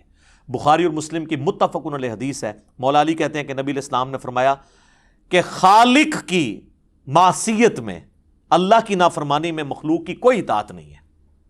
کئی لوگ یہ بھولے بن کے پوچھ رہے ہوتے ہیں نا، جی میری ماں اجازت نہیں دے رہی داڑھی رکھنے کی، تو میں رکھوں یا نہ رکھوں؟ تو وہ نبی علیہ السلام نے فرما دیا ہے کہ اللہ کی اطاعت کے اندر مخلوق کی اطاعت نہیں ہوگی، اور جس بات میں اللہ کی نافرمانی ہو رہی ہوگی وہ آپ نے کام نہیں کرنا، آپ نے مخلوق کی نافرمانی کر دینی۔ تو یہ ایک اوورآل پورا آپ کو پکچر کلیئر کر دے گی۔ ایک اور حدیث، اچھا یہ تینوں کی تینوں حدیثیں صحیحین میں، بلکہ ابھی تک آپ دیکھ رہے ہیں ساری مشہور کتابوں سے۔ دوسری حدیث صحیح بخاری میں 4108، تحکیم کے بعد جب حضرت معاویہ رضی اللہ تعالیٰ عنہ مدینہ شریف آتے ہیں، یہ فتح الباری میں پورا اس کا سیاق و سباق موجود ہے کہ کس موقع پہ ہوا۔ تو بخاری کے الفاظ ہیں کہ حضرت معاویہ وہاں پہ ایک خطبہ دیتے ہیں، اور سیدہ حفصہ جو حضور علیہ السلام کی زوجہ اور ہماری ماں ہیں ام المؤمنین، وہ اپنے بھائی عبداللہ بن عمر سے کہتی ہیں کہ جاؤ، حضرت معاویہ آئے ہیں اور وہ خطبہ دے رہے ہیں، تم جا کے خطبے میں شریک ہو، یہ نہ ہو کہ تمہاری غیر موجودگی کو کچھ اور ہی سمجھ لیا جائے کہ کچھ سازش ہو رہی ہے۔ تو وہ چلے گئے۔ اس سے یہ بھی پتا چلا کہ وہ جانا نہیں چاہتے تھے، تبھی بھیجنا پڑا نا، ظاہر ماں بھی تھی، ام المومنین ہونے کی وجہ سے وہ بڑی بہن بھی تھی۔ عبداللہ بن عمر جب وہاں پہنچے تو حضرت معاویہ نے خطبے میں بات کرتے ہوئے کہا کہ تم میں سے جس کو اس امر خلافت کی خواہش ہے نا، تو وہ اپنا سینگ اٹھائے، اپنا سر اٹھائے، میں اس کے باپ سے بھی زیادہ خلافت کا حقدار ہوں۔ اب یہ باتیں چپ کر کے حضرت عبداللہ بن عمر سنتے رہے، یہاں تک تو کلیئر نہیں کہ انہوں نے کس کو یہ ٹونٹ کروائی ہے، لیکن اسی حدیث میں آگے آتا ہے کہ حبیب بن مسلمہ تابعی کہتے ہیں کہ جب مجمع چھٹ گیا تو میں نے عبداللہ بن عمر سے کہا کہ حضرت آپ نے معاویہ کو اسی وقت کیوں نہیں جواب دیا؟ تو پتہ چل گیا وہ کس کے باپ کو کہہ رہے تھے۔ سیدنا عمر کی توہین وہ شخص کر رہا ہے کہ جو حضرت عمر کے دور میں رومن امپائر گری، اس رومن امپائر میں شام میں انہوں نے حکومت قائم کی ہے، اور وہ محنتیں کن کی ہیں؟ حضرت عمر کی۔ تو جن لوگوں کو ابو بکر اور عمر کا لحاظ نہ ہو، انہوں نے مولا علی کا لحاظ کہاں سے کرنا ہے؟ سیدھی سی بات ہے۔ تو عبداللہ بن عمر کہتے ہیں کہ میں نے ارادہ تو کیا کہ میں اپنی گوٹ کھولوں، یوں کر کے احتبا کر کے دونوں گھٹنوں کو یوں لے کے بیٹھے تھے، اور میں اسے وہیں بھرے مجمع میں جواب دوں کہ تجھ سے زیادہ خلافت کا حقدار وہ ہے کہ جس نے تم دونوں باپ بیٹا ابو سفیان سے اور معاویہ سے رضی اللہ عنہما، ہم تو احترام سے ہی نام لیں گے، ظاہر ہے صحابیت تو ہے، تم باپ بیٹا سے جنگ کی ہوئی ہے جب تم دونوں کافر تھے اور ہم مسلمان تھے، یعنی تم لوگ جونیئر مسلمان ہو، طلقاء ہو، فتح مکہ پہ مسلمان ہوئے ہو، اور آج ہم سینئر مسلمانوں کو کہہ رہے ہو تم لوگوں کے ساتھ تو ہم جنگیں لڑ چکے ہیں، تم لوگوں کو ہم نے مار مار کے اسلام میں داخل کیا۔ ظاہر ہے کہ وہ مارے کھائی ہیں تو پھر آہستہ آہستہ ان کو ہوش آئی ہے نا کہ اسلام کا پلڑا بھاری ہو گیا۔ پھر عبداللہ بن عمر کہتے ہیں کہ پھر مجھے جنت کی نعمتیں یاد آ گئیں، پھر میں فتنے کے ڈر سے خاموش ہو گیا۔ حبیب بن مسلمہ کہتے ہیں کہ عبداللہ بن عمر نے خاموش ہو کے اپنی جان بھی بچا لی، اپنی عزت بھی بچا لی۔ ایک ماموں نے دوسرے ماموں سے اپنی جان اور عزت بچا لی، کہتے ہیں نا خال المومنین۔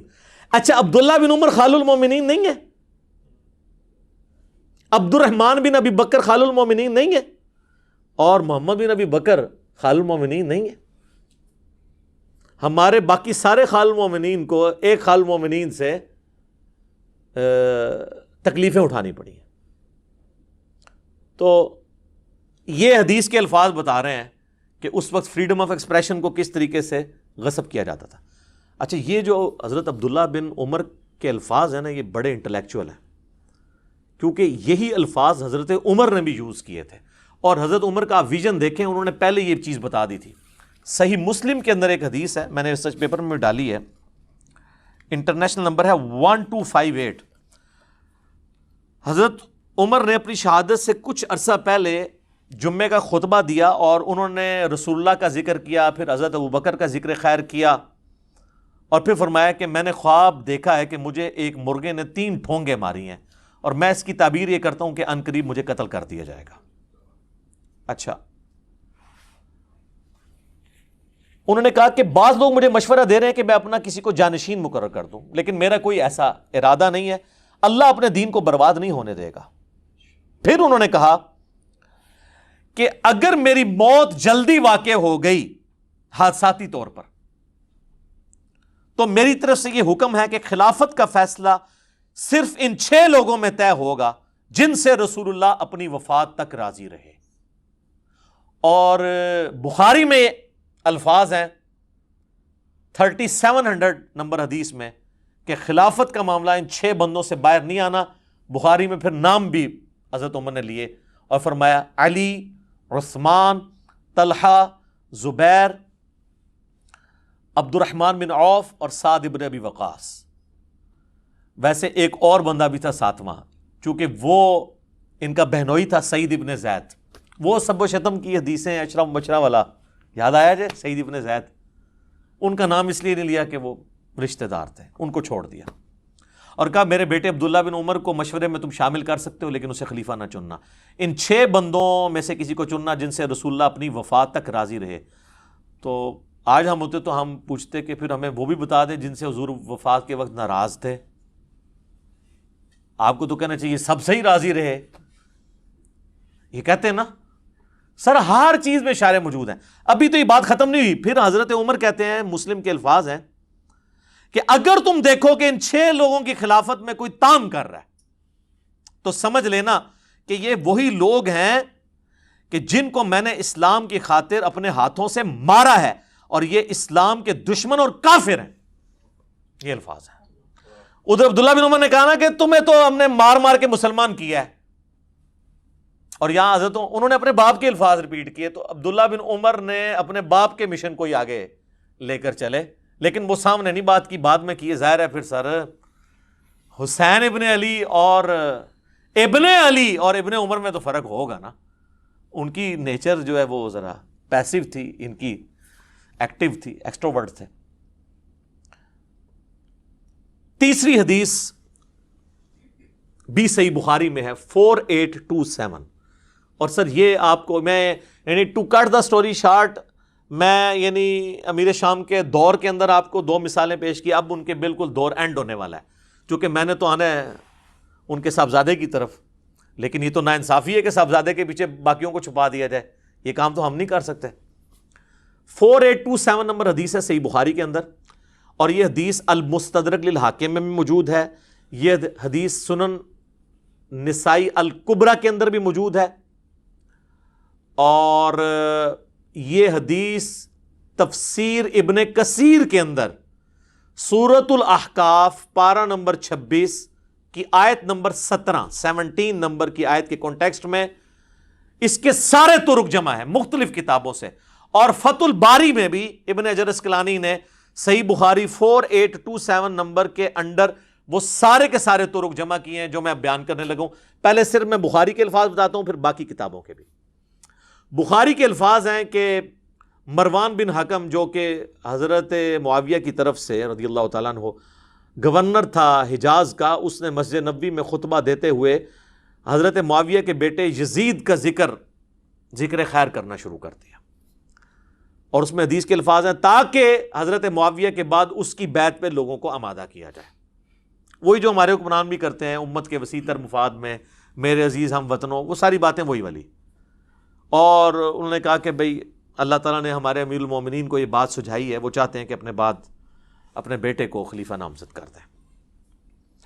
تو بخاری کے الفاظ ہیں وہاں پہ عبد الرحمن بن ابی بکر، حضرت ابوبکر صدیق کے بیٹے کھڑے ہوئے، اور یہ وہ بیٹا ہے جو حضرت عائشہ کا سگا بھائی ہے اس اعتبار سے کہ باپ اور ماں بھی کامن ہے. اور امام بخاری ذرا شریف النفس آدمی تھے، انہوں نے صرف اتنا لکھا کہ عبد الرحمن بن ابی بکر کھڑا ہوا اور انہوں نے کچھ کہہ دیا. وہ کیا کہا وہ ہم آپ کو بعد میں بتاتے ہیں. آگے بخاری کے الفاظ چلتے ہیں کہ مروان بن حکم نے کہا پکڑو اس کو. تو پتہ چل گیا کوئی چوبے والی بات کی. تو حضرت عبد الرحمن بن ابی بکر جو ہے وہ چونکہ مسجد نبوی میں بیٹھے ہوئے تھے، فوراً سے حجرہ عائشہ میں داخل ہو گئے اپنی بہن کے پاس. تو اب ظاہر ہے کہ سیدہ عائشہ کی تو کوئی توہین اس طریقے سے نہیں کر سکتا تھا. تو اس کا غصہ نہیں ٹھنڈا ہوا. مروان بن حکم نے باہر سے ہی کہا کہ او ابو بکر کے بیٹے، وہ تیرے بارے میں قرآن میں آیت نازل ہوئی ہے سورہ الاحقاف کی آیت نمبر 17 کہ یہ کہتا ہے کہ میرے ماں باپ مجھے کہتے ہیں کہ مرنے کے بعد زندہ کیا جائے گا، اللہ کے حضور پیش ہونا ہے. تو یہ تو اگلے لوگوں کی سٹوریاں ہیں. ابو بکر کے بیٹے تو ہی ہے، یہ تو ہی وہ کافر ہے جس کے بارے میں یہ آیت نازل ہوئی. نعوذ باللہ. اسی لیے سورہ احقاف کی تفسیر میں ابن کثیر کو یہ حدیث لانی پڑی ہے. اور امام بخاری نے بھی سورہ احقاف کی تفسیر والا جو چیپٹر ہے نا اس کے اندر یہ حدیث لی ہے. یہ کہتے ہیں شان نزول بتائیں. اے لو لبو ہوں شان نزول، شان نزول کا تمہیں بڑا شوق ہے نا، آگے پیچھے سیاق و سباق بھی بتائیں، سلف کا فام بھی بتائیں، فام لے لو سارے. تو بخاری کے الفاظ ہیں حضرت عائشہ کو غصہ آیا، انہوں نے اندر سے کہا کہ آل ابی بکر کے بارے میں کوئی آیت قرآن کی نازل نہیں ہوئی ہے سوائے جو میری برات میں سورۃ النور نازل ہوئی جب ان کے اوپر جھوٹی تہمت لگائی گئی.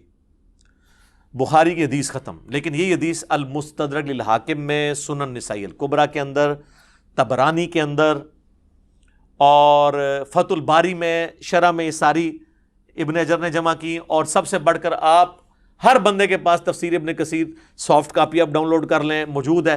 سورہ احقاف پارہ نمبر 26 آیت نمبر 17 کی تفسیر میں انہوں نے سارے طرق ایک جگہ جمع کر دیے، کوئی آپ کو ڈھونڈنے نہیں پڑنے. تو اب آپ فیلنگ دا بلینک سنیں. وہ جو ہے نا کہ مروان نے جو خطبہ دیا تو اس خطبے میں یہ بھی الفاظ تھے کہ ہمارا امیر المومنین اپنے بیٹے کو بنانا چاہتا ہے. تو ابو بکر نے بھی تو عمر کو بنایا ہی تھا نا. تو حضرت عمر کو ابو بکر کے بیٹے تھے. تو پھر ظاہر ہے کہ ابو بکر کے بیٹے کو تو غصہ آنا تھا نا کہ نام تو میرے باپ کا لے رہا ہے اور مثال کتنی غلط فٹ کر رہا ہے. تو وہ کھڑے ہو گئے. امام بخاری نے کہا کچھ کہا، باقی کتابوں میں پھر ان حدیث کی کتابوں میں آتا ہے، حاکم میں، سنن نسائی الکبریٰ میں، کہ انہوں نے کھڑے ہو کر کہا کہ سیدھا سیدھا کہا کہ تیرا امیر المومنین کیسر و کسرا، رومنز اور پرشین امپائر کے جو بادشاہ اور شہنشاہ تھے نا، وہ ملوکیت ان کے طریقے پہ چلنا چاہتا ہے، ابو بکر و عمر کے طریقے پہ نہیں. ورنہ تو ابو بکر کا طریقہ یہی والا تھا تو پھر عبد الرحمن بن ابی بکر بیٹھا ہوتا نا خلافت کے اوپر، اور حضرت عمر کا طریقہ ہوتا تو عبداللہ بن عمر بیٹھا ہوتا رضی اللہ عنہم اجمعین وعلیہم السلام اجمعین. تو اس پہ ان کا پکڑو اس کو. اور پھر آگے آتا ہے کہ حضرت عائشہ نے حجرے سے کہا اسکت، خاموش ہو جا. اور وہ جو بخاری کے الفاظ ہیں کہ جی آل ابی بکر کے بارے میں تو سورہ نور کی آیات نازل ہوئی ہیں. آگے ان کتابوں میں ملتا ہے کہ حضرت پھر عائشہ کا غصہ نہیں ٹھنڈا، انہوں نے کہا ہاں تیرے بارے میں نبی علیہ السلام نے فرمایا تھا جب تو اپنے باپ کی پشت میں تھا کہ حکم پر لعنت، اس کی اولاد پر لعنت. تو اسی حکم کا بیٹا ہے نا مروان بن حکم، تو اسی لعنت کا ٹکڑا ہے اپنے باپ کی. تم باپ بیٹا پہ تو رسول اللہ نے لعنت کی ہوئی ہے. اور ان کو مدینہ بدر کر دیا تھا نبی علیہ السلام نے. حضرت عثمان کے رشتہ دار تھے، پورا زور لگایا، حضرت ابوبکر نہیں مانے، حضرت عمر نہیں مانے. پھر جب حضرت عثمان خلیفہ بنے تو انہوں نے حسن سلوک کی وجہ سے ان کو لے آئے، اور پھر یہی باپ بیٹا گاٹے فٹ ہو گئے. حضرت عثمان کی شہادت کا سبب یہی مروان بنا ہے. پھر حتیٰ کہ انہوں نے اپنی بیٹی کا رشتہ بھی کر دیا، اور اس پہ ترا وہ فدق بھی اس کے حوالے کر دیا. دیکھیں نا جی، وہ پھر ایشوز تو پھر آگے ملٹی پلائی ہوتے ہیں نا. بہرحال آج کی ڈیٹ میں سمجھتا ہوں سیدنا عثمان کی مظلومانہ شہادت ان کی اجتہادی خطاؤں کا کفارہ ہے. انشاءاللہ اللہ کے حضور وہ پاک صاف ہو کے اٹھے ہیں، کیونکہ ان کی نیکیاں ان کی اجتہادی غلطیوں پر بھاری ہیں. یہ اجتہادی غلطیاں میں لفظ استعمال کر رہا ہوں، کسی کو شاید یہ برا لگ رہا ہو کہ جی اجتہادی غلطی کیوں کہہ رہا ہے. اس لیے کہ اوورآل ان کا جو سٹانس ہے نا وہ ریلیجن کو سپورٹ کرنے والا ہے. اگر وہ نہ ہوتا تو میں اس کو پھر فاش غلطی کا لفظ بول دیتا, لیکن میں نہیں بولتا. تو اس حدیث کے اندر یہ لعنت کے الفاظ, بلکہ مسند ابی یعلا کے اندر اس کو سپورٹیو ایک حدیث ہے کہ حسن و حسین بیٹھے ہوئے تھے علیہم السلام, اور مروان مدینے کا حاکم خطبہ دے رہا تھا, اور اس نے اس میں کہا کہ اہل بیت تو ہے ہی لعنتی لوگ, نعوذ باللہ. تو حضرت حسین سے پھر صبر ہوتا تھا, تو انہوں نے کہا ہم تو لعنتی نہیں ہیں, ہماری شان میں تو قرآن میں آیات ہیں, البتہ تو اور تیرے باپ کے اوپر نبی علیہ السلام نے لعنت فرمائی تھی.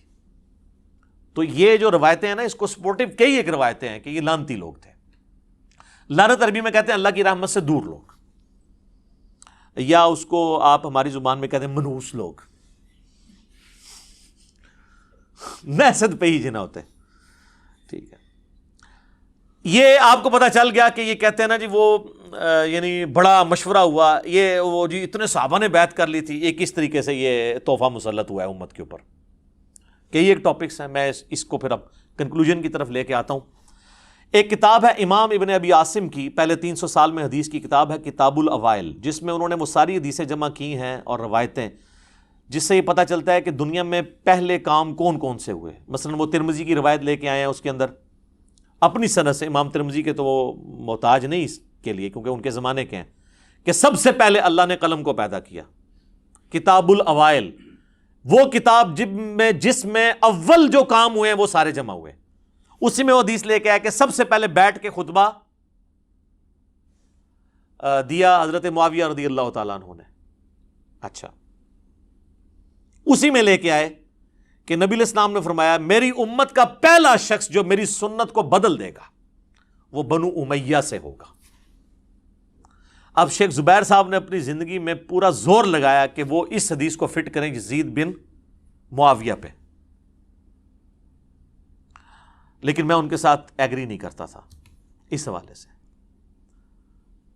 شیخ البانی نے بہرحال اس کو جس پہ فٹ ہوتی تھی اسی پہ فٹ کیا. شیخ البانی نے یہ حدیث لی سلسلہ حدیث صحیحہ میں, اس کی وجہ سے یہ حدیث انٹرنیشنل ہو گئی. کتاب الاوائل کو تو چند لوگ جانتے ہیں, لیکن سلسلہ حدیث صحیحہ تو سارے لوگ جانتے ہیں. اس میں یہ حدیث شیخ البانی لے کے آئے, تو اس کے اندر پھر انہوں نے کمنٹس کیے کہ اس شخص سے مراد وہ شخص ہو سکتا ہے جس نے خلافت کے انتخاب کے طریقے کو بدل دیا اور اسے ملوکیت بنا دیا. تو وہ کون ہوا پھر؟ حضرت معاویہ رضی اللہ تعالیٰ عنہ. نام نہیں لکھا, لیکن انہوں نے اشارہ چھوڑ دیا کہ کس نے سنت کا طریقہ بدلا. اچھا, انہی چیزوں کو سپورٹیو پھر کئی ایک حدیثیں ہیں. صحیح بخاری میں حدیث ہے, سیدنا ابو ہریرہ کہتے ہیں کہ میں نے نبی صلی اللہ علیہ وآلہ وسلم سے 2 پیالے لیے, ایک تو میں نے تمہیں ظاہر کر دیا یعنی شریعت کا علم, دوسرا اگر میں تمہارے سامنے ذکر کروں تو میری شہرک کاٹ دی جائے. وہ صوفیاء کہتے ہیں وہ علم لدنی تھا. تو حضرت ابو ہریرہ تو کسی سلسلے میں نہیں آتے, کو بات وہ کریں کو فٹ بھی بیٹھتی ہو, پھر آپ کے تو تصوف کے سلسلے وہاں سے جانے چاہیے. وہ حضرت ابو ہریرہ نے خود بتا دیے کہ وہ کون سی چیزیں تھیں.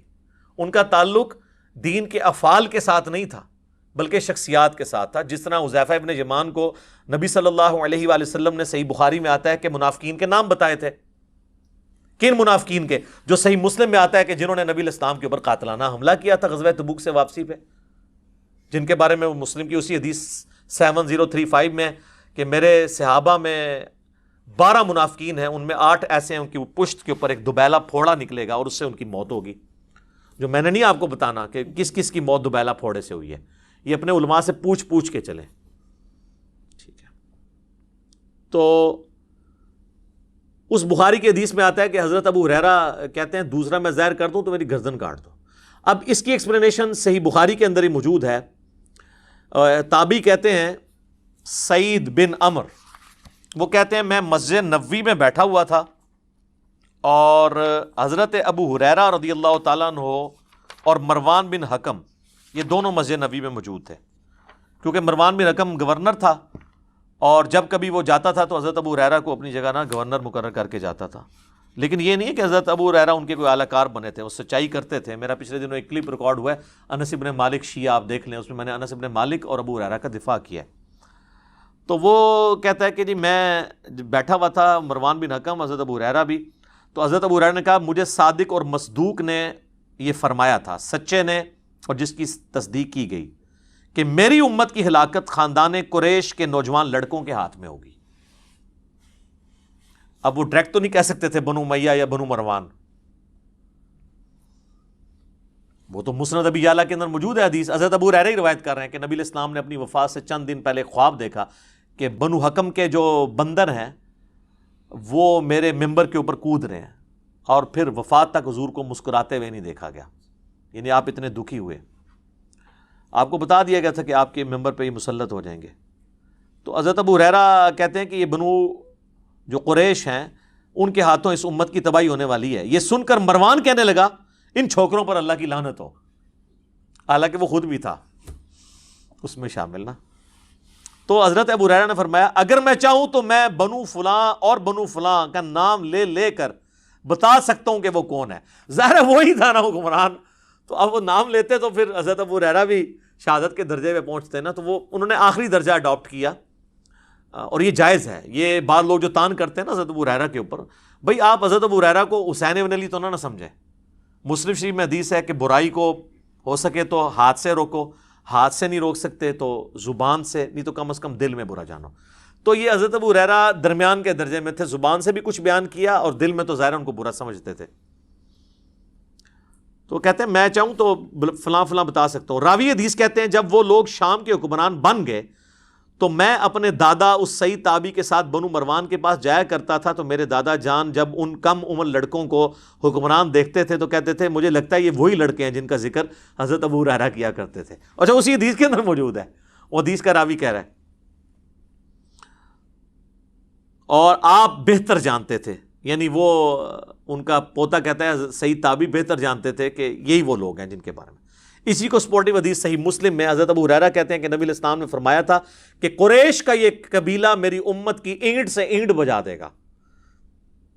قریش کا قبیلہ کون سا؟ بنو امیہ. تو نبی علیہ السلام سے صحابہ نے پوچھا کہ یا رسول اللہ آپ ہمیں کیا حکم دیتے ہیں؟ تو آپ نے فرمایا کہ میں امت کو یہ حکم دیتا ہوں کاش میری امت ان سے الگ رہے، اس سسٹم کا حصہ نہ بنے. لیکن یہ امت کی بدقسمتی ہے کہ اس سسٹم کا حصہ بنی. تو یہ میرے بھائیوں آپ کو یعنی پتہ چل گیا یہ لونڈے کون تھے، یہ بنو امیہ ہی کے تھے. ایون یہ جو ابن حجر اسقلانی نے فتح الباری میں انہی احادیث کی شرح کے اندر لکھا ہے کہ ان لونڈوں میں پہلا لونڈا جو ہے وہ یزید ابن معاویہ ہے.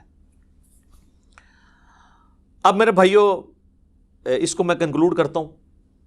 آخر میں یزید ابن معاویہ کے دفاع کے اندر جو کچھ وہ باتیں کرتے ہیں اور اس کے کچھ کالے کرتوت، 3 کالے کرتوت اس کے بتاؤں گا، اور 7 دوزخ کے دروازوں کی نسبت سے. سورہ ہجر میں ہے نا کہ دوزخ کے دروازے 7 ہیں. 7 جھوٹے دفاع جو بڑے بڑے کیے جاتے ہیں نا یزید کے بارے میں، وہ میں مختصراً کور کروں گا. اگرچہ میں پہلے کر چکا ہوں. اچھا میں یہاں پہ آپ کو ضمناً بتا دوں، کربلا کو آپ نے سمجھنا ہے تو 20 گھنٹے کم از کم چاہیے، یا آپ ڈائریکٹ اس پمفلٹ کو آپ پڑھ لیں. میری 3 نشستیں ضرور دیکھیں. مجلس نمبر 28، مجلس نمبر 63 اور مجلس نمبر 80، یہ 3 مجالس آپ دیکھ لیں. اور چوتھا ایک لیکچر ہے جس میں 100 کوسچنز ہیں، علی الاحسن نقوی نے مجھ سے 1 to 1 کیے ہیں، 157 A اور B. تو یہ آپ کو سارے معاملات انشاءاللہ تعالیٰ کلیئر ہو جائیں گے. اور یہ نہ سمجھیے گا یہ کوئی آج کا موضوع ہے، یہ شروع سے ہمارے ائمہ ڈسکس کرتے رہے ہیں. المصنف ابن ابی شیبہ میں باقاعدہ آخری چیپٹر ہے جنگ جمل صفین اور نہروان کے اوپر، الگ سے چیپٹرز موجود ہیں. یہ کہتے ہیں نا سلف کا فہم دکھائیں کہ اس کو موضوع بنایا ہو. بھائی امام ابن ابی شیبہ جو بخاری مسلم کے استاد ہیں، اور مسلم میں 1500 حدیثیں ابن ابی شیبہ سے لی ہیں امام مسلم نے. انہوں نے چیپٹر باندھے ہیں جنگ جمل صفین اور نہروان کے اوپر، اور وہ چیپٹر ہم نے اپنی ویب سائٹ کے اوپر اپلوڈ کیا ہوا ہے ریسرچ پیپر نمبر 5C کے عنوان سے. وہ آپ دیکھ سکتے ہیں. 187 احادیث اور آثار اس میں جمع کیے ہیں. اور یزید کے اوپر تو چند بڑے محدثین میں سے محدث جن کی ابن تیمیہ بھی تعریف کرتے ہیں. اگر ابن تیمیہ کسی کو سنی مان رہا ہے تو اب سنیت کا سرٹیفکیٹ تو اور کسی سے لینے کی ضرورت نہیں ہے، اور امام مان رہا ہے ان کو. ابن کثیر بھی، امام زہبی بھی. وہ ہیں امام ابن جوزی، المتوفا 597 ہجری. یہ شیخ عبد القادر جیلانی المتوفا 561 ہجری کے شاگرد بھی ہیں ابن جوزی، اور یہ فوت ہوئے 597 میں.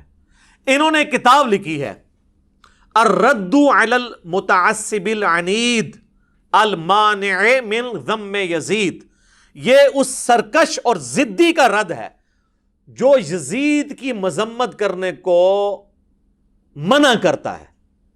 ان کے زمانے میں ایک ناصبی تھا عبد المغیث، تو اس کے رد میں ابن جوزی نے ایک کتاب لکھی، الحمدللہ اس کا اردو ترجمہ بھی ہو چکا ہے کئی سال پہلے ہماری ویب سائٹ کے اوپر بکس والے پورشن میں، ادر بکس میں آپ جائیں تو 9 نمبر پہ یہ بک ہے، ڈاؤن لوڈ کریں، 160 پیجز ہیں، اردو میں ترجمہ ہوا ہے، دیوبندیوں نے کیا ہے، شاہ نفیس اکیڈمی سے شائع ہوا ہے، اور وہ شاہ نفیس رحمہ اللہ تعالیٰ بڑے حسینی منہج کے تھے، جن کی ہم نے منقبت بھی ابو بکر عمر عثمان و علی کی شان میں پڑھوائی تھی، انہوں نے اس کا ترجمہ کروایا تھا۔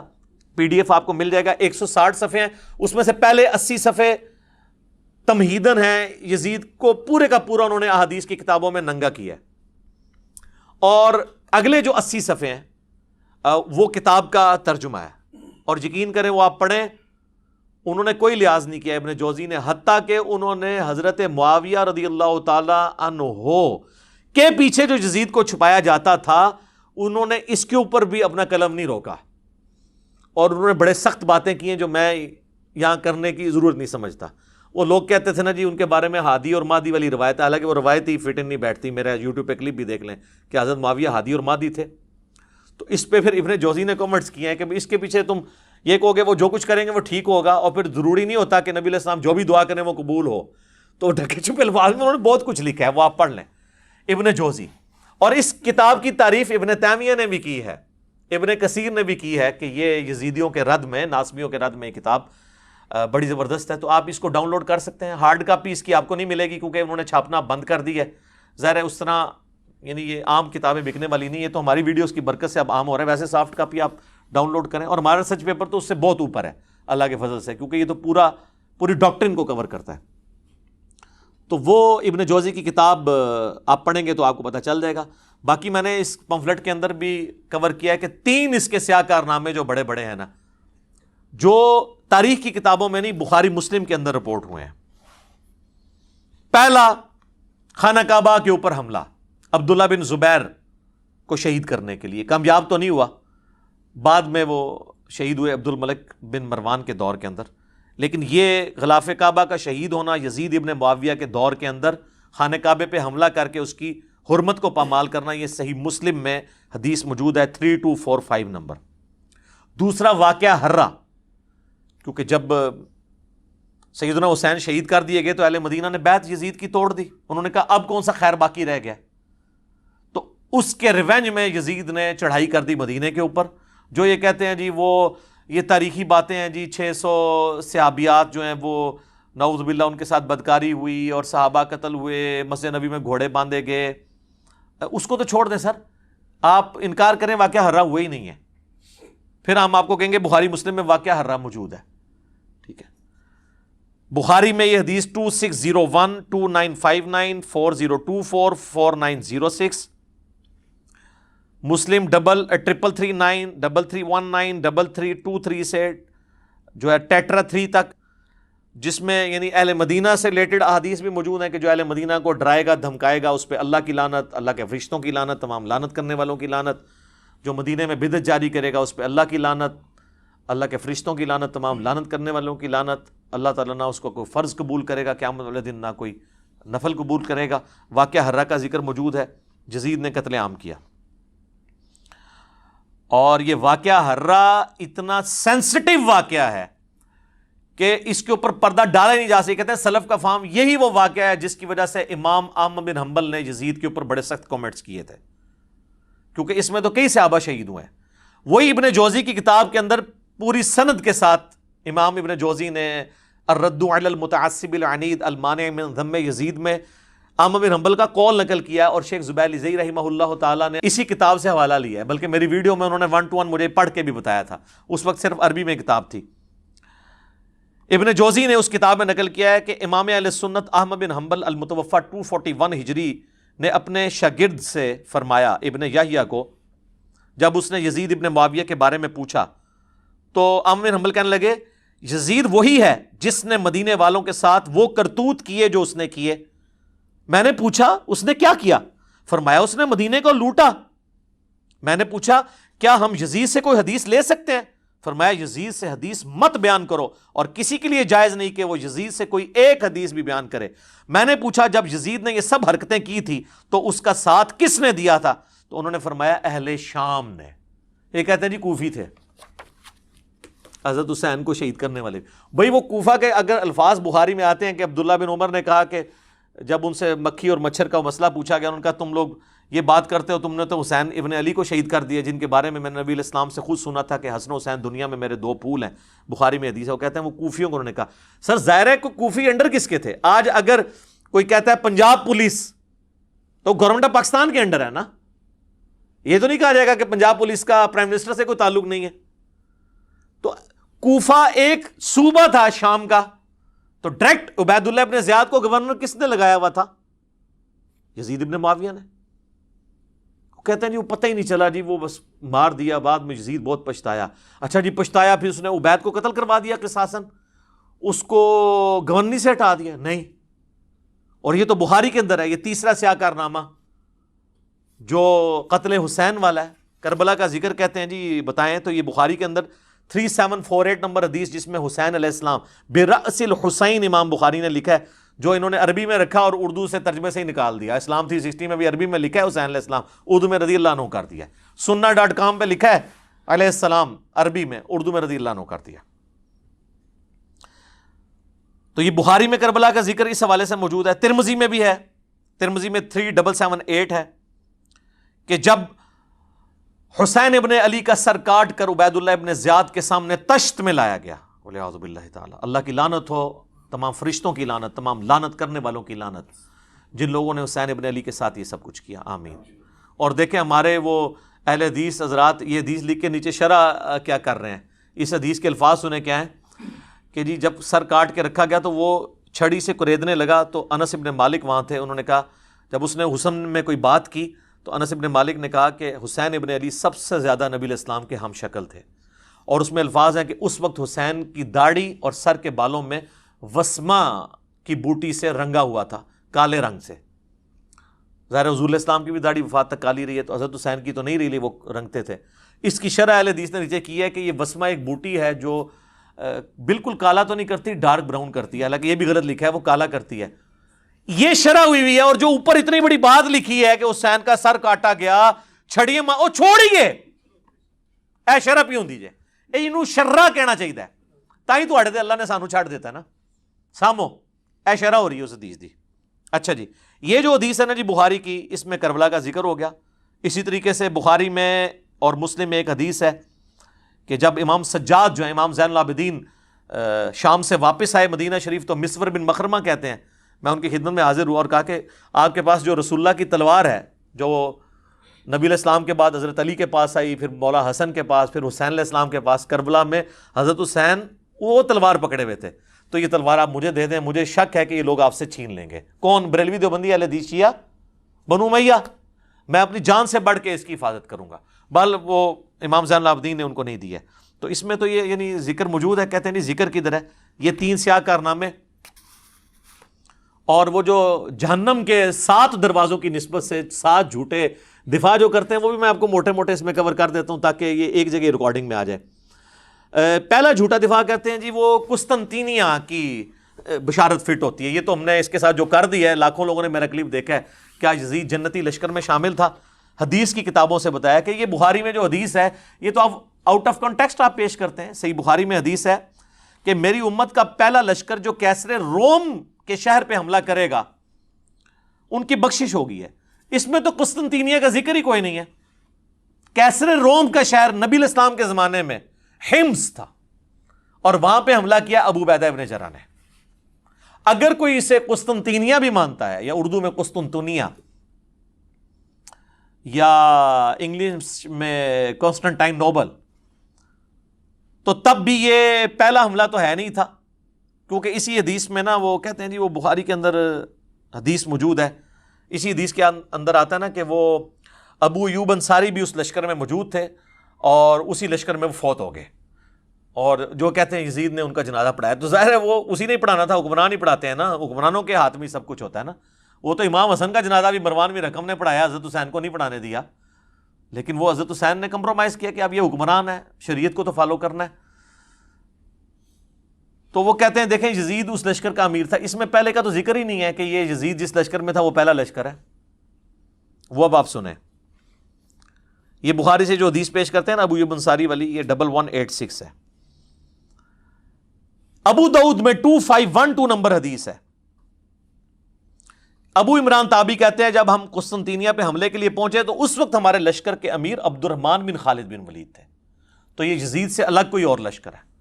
اور اس میں سیدنا ابو ایوب انصاری نے ہمیں ایک آیت کی تفسیر سمجھائی, اور پھر وہ اللہ کی راہ میں مسلسل جہاد کرتے رہے حتیٰ کہ آخر میں قسطنطینیہ میں دفن ہوئے. تو قسطنطینیہ پہ جو پہلا حملہ ہوا, اگر یہ 2 حملے بھی مانے جائیں, ویسے اس سے بھی پہلے ایک حملہ ہوا ہے, پھر بھی اگر یہ حملہ بھی پہلے مانا جائے تو حضرت خالد بن ولید کے بیٹے نے حملہ کیا ہے, کیونکہ اس میں ابو ایوب انصاری زندہ ہیں. اور بخاری میں جس حملے کا ذکر ہے جس میں یزید ابن معاویہ تھا, اس میں ابو ایوب انصاری 54 ہجری میں فوت ہوئے ہیں. وہ آخری حملہ تھا. ویسے اس کے بعد بھی حملے ہوئے ہیں, وہ تو پھر ہوتے رہے ہیں, حتیٰ کہ جا کے یہ سلطان محمد فاتح نے آ کے فتح کیا ہے, جو آپ ارطغرل دیکھ رہے ہیں آج کل. یہ 7واں سلطان ہے, اسی کی ارطغرل کی اولاد میں سے. یہ تو جا کے پھر 8ویں 9ویں صدی ہجری کے اندر آ کے فتح ہوا ہے. تو بہرحال بشارت حملہ کرنے والے کے لیے تھی. تو یہ تو فارغ ہوا ان کا دفاع. دوسرا کہتے ہیں جی یزید جی تابعی ہے. اس پہ میں وہ الیاس گھمن صاحب والا جواب دوں گا, انہوں نے بڑا پیارا جواب دیا. انہوں نے کہا تابعی کہتے ہیں اتباع کرنے والے کو, صحابی صرف صحبت سے ہو جاتا ہے, لیکن تابعی کسی صحابی کی صحبت سے نہیں ہوتا جب تک وہ صحابہ کا پیروکار نہ ہو. تو انہوں نے کہا کہ یزید ابن معاویہ تو تابعی ہے ہی نہیں ہے, کیونکہ انہوں نے اتباع تو صحابہ کی نہیں ہے. ایسے بہت پیارا جواب دیا ہے, زبردست. انہوں نے کہا تابعی تو ہوتا ہے اتباع کرنے والا, اس کے تو سارے کرتوت ہی برے ہیں. اچھا, تو اگر یہ تابعی ہے تو پھر سر حجاج ابن یوسف صحابہ کا قاتل, وہ بھی تابعی ہوا پھر. اور خوارج کلمہ گو اہل قبلہ تو تھے, وہ بھی سارے تابعین ہوئے. یہ سب فراڈ ہے. اس طریقے سے نہیں ہوتا کہ آپ چیزیں بنانا شروع کر دیں. اور اسی میں وہ حدیث بھی لیتے ہیں ترمذی سے کہ نبی علیہ السلام فرمایا جس نے مجھے دیکھا اسے آگ نہیں چھوئے گی, جس نے اس کو دیکھا اسے آگ نہیں چھوئے گی, جس نے اس کو دیکھا. وہ کہتے ہیں دیکھیں صحابہ تابعین تبع تابعین تک یہ چیز جاتی ہے تو سارے بخشے ہوئے. تو سر جتنے بڑے بڑے کذاب قسم کے احادیث میں راوی ہیں نا, زیادہ تر وہ قانوناً تابعین کے اندر موجود ہیں. خوارج بھی اس کے اندر آ جائیں گے تو ساروں کو بشارت ہوگی. پھر وہ کہیں گے نہیں. اب حجاج ابن یوسف کا تو دفاع کر نہیں سکتے, کہ مسلم شریف میں حدیث ہے کہ بنو ثقیف کے اندر ایک ظالم اور ایک کذاب پیدا ہوگا, اور اسما بنت ابی بکر کہتی ہیں کہ ظالم حجاج تو ہے. تو جب حجاج کو اسما بنت ابی بکر کہہ رہی ہیں تو ان کو آگے سے حجاج کو کہنا چاہیے تھا نہیں میں تو تابعی ہوں, میرے پہ تو آگ حرام ہے. اسما یہ آپ کیا باتیں کر رہی ہیں, آپ دیکھیں آپ صحابی ہیں, میں نے آپ کو دیکھ لیا, میں ابھی تابعی ہو گئی ہوں, آگ ختم ہو گئی. وہ ایڈی گل حجاج نو بھی سمجھ سی جی ناسبیر نہیں سمجھ کہ ایویں نہیں کوئی ہو جاتا تابعی تے ویکھ لیا. اچھا جی, تیسرا وہ کہتے ہیں جی حضرت علی کا جو بیٹا ہے محمد بن حنفیہ, جو حنفیہ نامی ایک عورت جس سے شادی کی تھی حضرت علی نے سیدہ فاطمہ کی وفات کے بعد, ان سے پیدا, وہ کہتے ہیں وہ تو بڑی تعریف کرتا تھا یزید ابن معاویہ کی. اچھا جی کدھر لکھا ہے, کس حدیث میں؟ نہیں ان کی باتیں حدیثوں میں, وہ کہتے ہیں وہ ابن کثیر میں, جسے عربی میں البدایہ والنہایہ کہتے ہیں, اس میں موجود ہے. ہاں جی دکھائیں, دکھا نہیں آپ کو سکتے, وہ اس قابل ہی نہیں دکھائیں, کیونکہ اس میں محمد بن حنفیہ کے پاس عبداللہ بن مطیع صحابی آتے ہیں. محمد بن حنفیہ تابعی ہے, عبداللہ ابن مطیع صحابی وہ ہے جسے گھٹی حضور نے خود دی ہوئی ہے, جونیئر صحابہ میں سے صلی اللہ علیہ وآلہ وسلم رضی اللہ تعالیٰ عنہ. اور وہ کہتے ہیں محمد بن حنفیہ سے کہ آپ کیوں چپ کر کے بیٹھ گئے ہیں, آپ کا بھائی حسین قتل ہو گیا ہے اس یزید کی وجہ سے, تو آپ اس کے خلاف کھڑے ہوں, قیام کریں.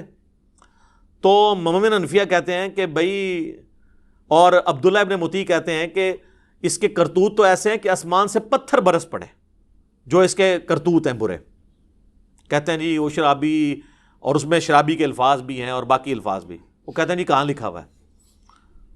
تو وہ محمد بن حنفیہ کہتے ہیں کہ نہیں بھائی, میں نے تو جتنے دن میں اس کے پاس رہا ہوں, میں نے تو اس کے اندر کوئی چیز نہیں ایسی دیکھی, میں نے تو اسے نماز کا پابند اور سنت کا عامل پایا ہے.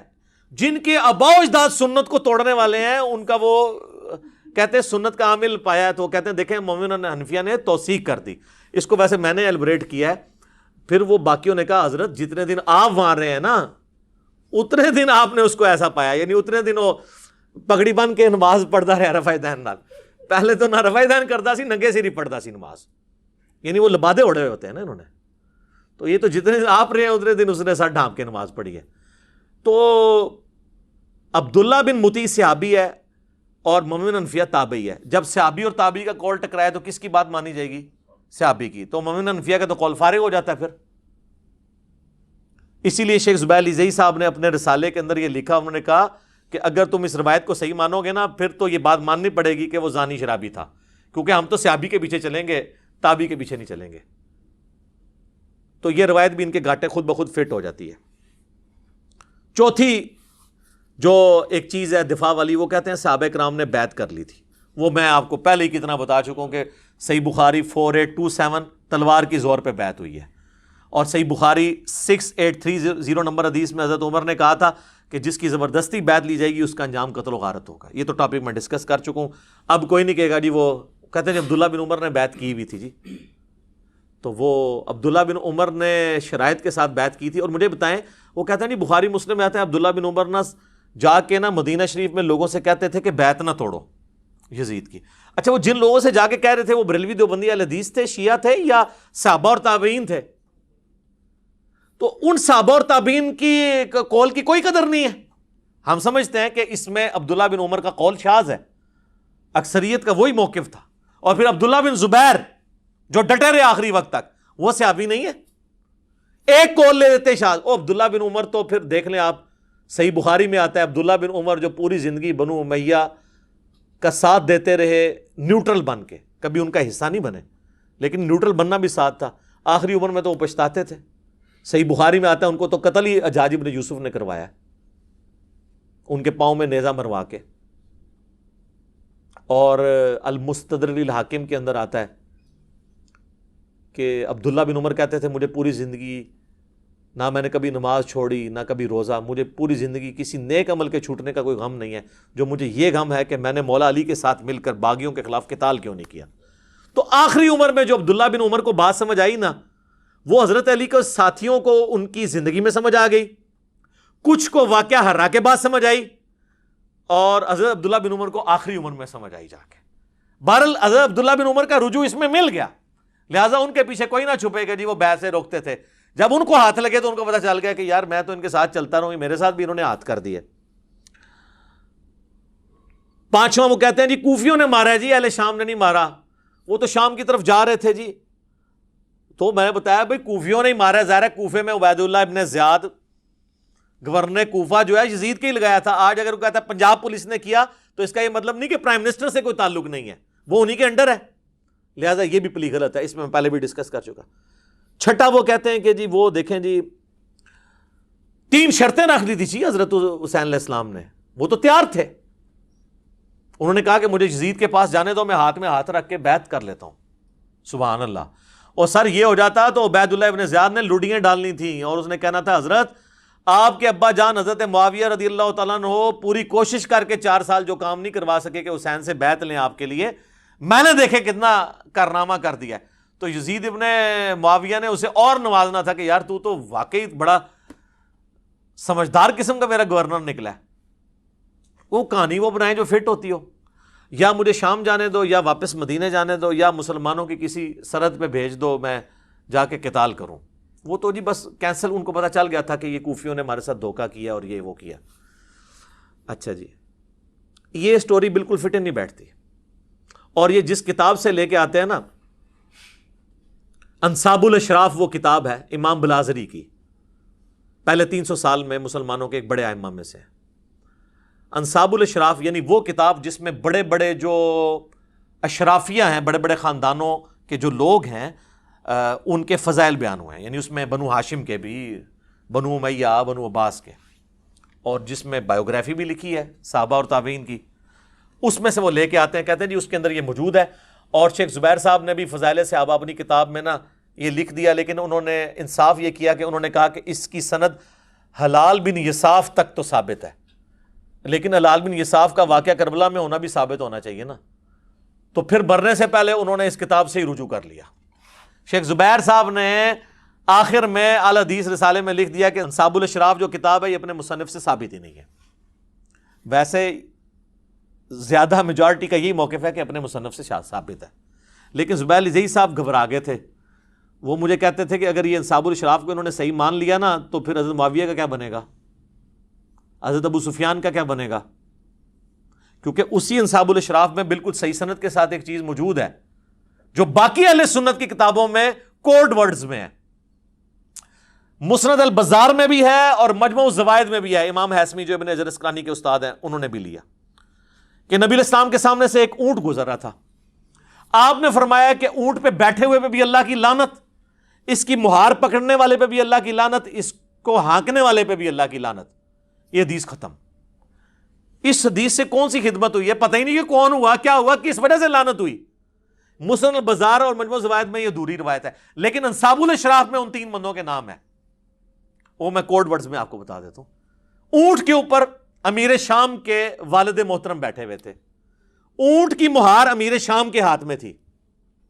امیر شام میں یزید کو نہیں کہہ رہا, ان کے والد کو کہہ رہا ہوں. اور ہانکنے والے امیر شام کے بھائی تھے. جو مسند البزار اور مجموع الزوائد میں لکھا ہے کہ اونٹ بیٹھے ہوئے پہ بھی لعنت, ہانکنے والے پہ بھی لعنت, مہار والے پہ بھی لعنت. تو شیخ زبیر صاحب کہتے تھے پھر اس روایت کو بھی صحیح ماننے, تو انہوں نے کہا حضرت معاویہ کو بچانے کا, ابو سفیان کو بچانے کا رضی اللہ عنہما طریقہ یہ ہے کہ اس کتاب سے اعلان برات کر. اب اس میں اور بھی بہت ساری روایتیں ہیں, ٹھیک ہے. یزید کے آباء و اجداد کے تابوت آگ میں ہیں, وہ ہم نہیں بیان کرتے آپ سے, ٹھیک ہے. اور بھی کافی ساری چیزیں. تو اس کتاب سے انہوں نے جان چھڑا لی کہ چھوڑو ہے. تو لہٰذا آندہ کو 3 شرائط والی بتایا نا, ان کو 3 شرائط والی کتاب مننی ہے اور اس طریقے نال ادھوری سند نہ مننی ہے نے. تو مصنف ابن ابی شیبہ میں جو روایت ہے کہ حضرت عمر نے نعوذ باللہ دھمکی لگائی حضرت فاطمہ کو کہ میں تیرے گھر کو آگ لگا دوں, تو وہ ہم کیا کہتے ہیں کہ وہ زید بن اسلم جو ہے وہ حضرت عمر کا غلام جو ہے وہ اس وقت موجود ہی نہیں تھا وہاں پر جب یہ واقعہ ہوا تھا. وہ تو حضرت عمر کی غلامی میں بعد میں آئی. یہ سند منقطع ہے. تو اگر منقطع روایتوں کو حلال بن انصاف کو ماننا ہے تو پھر آپ یہ بھی چیزیں ماننا شروع کر دیں. تو یہ ان کا ایک تھا. اور آخری دفاع ان کا پتہ کیا ہوتا ہے, وہ چھوڑو جی یہ باتیں نہیں کرنی چاہیے. پہلے مقابلہ کرتے رہتے ہیں, جب بالکل ان کو سمجھ آتی ہے نا اوہ یہ کیا ہو گیا, تو پھر وہ آنکھیں بند کر لیتے ہیں, جی یہ باتیں کرنی نہیں چاہیے. تو یہ جو اتنی دیر سے آپ ہمارے ساتھ بحثیں کر رہے تھے, یہ کیوں کر رہے تھے؟ یہ آج پوری دنیا میں جو باتیں شروع ہوئی ہیں میں نے کروائی ہیں. میں نے اشرف جلالی کو کہا ہے کہ وہ بکواس کرے, میں نے آصف الوی کو کہا ہے کہ وہ بکواس کرے, اور اب پورے ملک کے اندر جو ایک آگ لگی ہوئی ہے یہ میں نے تو نہیں کروائی ہے. تو وہ کہ جی قیامت والے دن پوچھا نہیں جائے گا. تو قیامت والے دن تو سر پوچھا جائے گا. المستدرک للحاکم میں حدیث ہے کہ اگر کوئی شخص مقام ابراہیم اور حجر اسود کے درمیان, اور جو دروازہ بھی اسی پورشن میں آتا ہے, پوری زندگی نمازیں پڑھتا رہے اور روزے رکھتا رہے, پھر بھی اللہ سے اس حال میں ملے مرنے کے بعد کہ اس کے دل میں ہم اہل بیت کا بغض ہوا, تو اللہ تعالیٰ اسے ضرور دوزخ میں داخل کرے گا. کہتے ہیں جی پوچھا نہیں جائے گا. صحیح مسلم میں حدیث کیا نہیں ہے 240, علی سے محبت نہیں رکھے گا مگر مؤمن, علی سے بغض نہیں رکھے گا مگر منافق. پوچھا نہیں جائے گا. کیا فضائل صحابہ احمد بن حنبل کی کتاب میں حدیث نہیں ہے کہ میری وجہ سے 2 فرقے جہنم میں جائیں گے اور میری وجہ سے 2 فرقے گمراہ ہوں گے, ایک میری محبت میں غلوف کر کے اور ایک میری دشمنی میں غلوف کر کے؟ پوچھا نہیں جائے گا. وہ جی قرآن میں لکھا ہے تلک امۃ قد خلت لہا ما کسبت ولکم ما کسبتم, سورۃ البقرہ پارہ نمبر 1 کی آخری آیت. وہ آدھی پیش کرتے ہیں, اور وہ تو کہا جا رہا ہے یہودی کہتے تھے ہمیں حضرت ابراہیم کی نسبت حاصل ہے, حضرت ابراہیم کی نسبت سے ہی اللہ تعالیٰ ہمیں چھوڑ دے گا. تو اللہ نے فرمایا کہ ابراہیم اور ان کے ساتھی اپنے نیک اعمال اپنے ساتھ لے گئے. تم سے نہیں پوچھا جائے گا کہ انہوں نے کون سے نیک اعمال کیے, تم سے تمہارے اعمال کے بارے میں پوچھا جائے گا. برے اعمال کا تو ذکر ہی نہیں ہے, ورنہ الفاظ ہوتے علیہا مکتسبت وعلیکم, وہ لہا ما کسبت ولکم ما کسبتم. ظاہر ہے قرآن میں تو مرے ہوئے لوگوں کی برائیاں بیان ہوئی ہوئی ہیں نا. حضرت یوسف کے بھائی قرآن کے نزول کے وقت زندہ تھے, تو ان کی برائی کا ذکر جو ہوا ہے قرآن تو ظاہر ہے ان ساری چیزوں کو ایڈریس کرتا ہے. قرآن کیسے کہہ سکتا تھا کہ مرے ہوئے بندوں کی برائی نہیں؟ اور یہ جو اسماء و رجال کا علم ہے جس کے تحت آپ حدیث کی کتابوں میں راویوں کے اوپر بحثیں کرتے ہیں, یہ تو سارے مرے ہوئے لوگوں کی غیبت ہو رہی ہوتی ہے. اور یہ غیبت وہ ہے جو کرنا واجب ہے, نہ کرنے والا گناہگار ہوگا. امام مسلم نے پوری بحث کی ہے اس کے اوپر. تو یہ آخری بہانہ ہے, یہ بھی ان کا بہانہ ختم ہوا ہے, اور خود ساری بحثیں کرتے ہیں. ہمیں کہتے ہیں جی وہ کہ قیامت میں پوچھا جائے گا. تو بھائی پوچھا جائے گا جب ہمارا دوزخ ہمارا دین، ہمارا ایمان ان چیزوں کے ساتھ جڑا ہوا ہے. اور سٹارٹ میں نے غدیر خم، نبی علیہ السلام 3 دفعہ فرما رہے ہیں میں صحیح مسلم میں 4 حدیث ہیں تمہیں اہل بیت کے معاملے میں اللہ کا خوف دلاتا ہوں. تو جب حضور کسی بات سے ڈرا کے جائیں اس کے بارے میں پوچھا نہیں جائے گا؟ آپ اس وقت کہتے ہیں یا رسول اللہ کیوں خوف دلا رہے ہیں، کیڑا پوچھا جانا ہے؟ لگ پتہ جانا ہے تو انشاءاللہ تعالی. ویسے تو ان تبدیلی آ رہی ہے، اب لوگ کتابوں کی طرف آ رہے ہیں. مرنے سے پہلے اے مسلمان کر لے اس پہ غور، کتابوں کا خدا اور ہے، بابوں کا خدا اور. کتابوں کا دین اور ہے، بابوں کا دین اور. کتابوں کا جہاں اور ہے، بابوں کا جہاں اور. کہنے کو تو دین سب کا اسلام ہے، لیکن کتابوں کا جہاں اور ہے، بابوں کا جہاں اور. تو میں اپنی گفتگو کو کنکلوڈ کرتا ہوں 2 اقوال کے اوپر. ابراہیم نخعی 96 ہجری میں فوت ہوئے، تابعی ہیں، بخاری مسلم کے راوی ہیں. ان کا قول صحیح سند کے ساتھ موجود ہے المعجم الکبیر طبرانی کے اندر.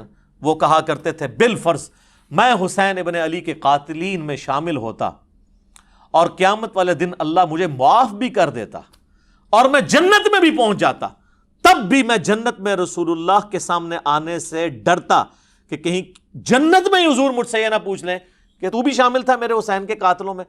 حالانکہ جنت میں پہنچنے کے بعد تو کسی کو ڈر نہیں ہونا چاہیے، جنت سے نکالا نہیں جائے گا. لیکن جو غیرت مند ہوتے ہیں نا ان کو ڈر ہوتا ہے، بے غیرتوں کو نہیں ہوتا. اور بے غیرتوں نے جنت میں جانا بھی نہیں ہوتا. جن کو جنت میں جانے کی ٹینشن ہے نا انہی کو ڈر ہے کہ وہاں پہ حضور ہم سے نہ پوچھ لیں.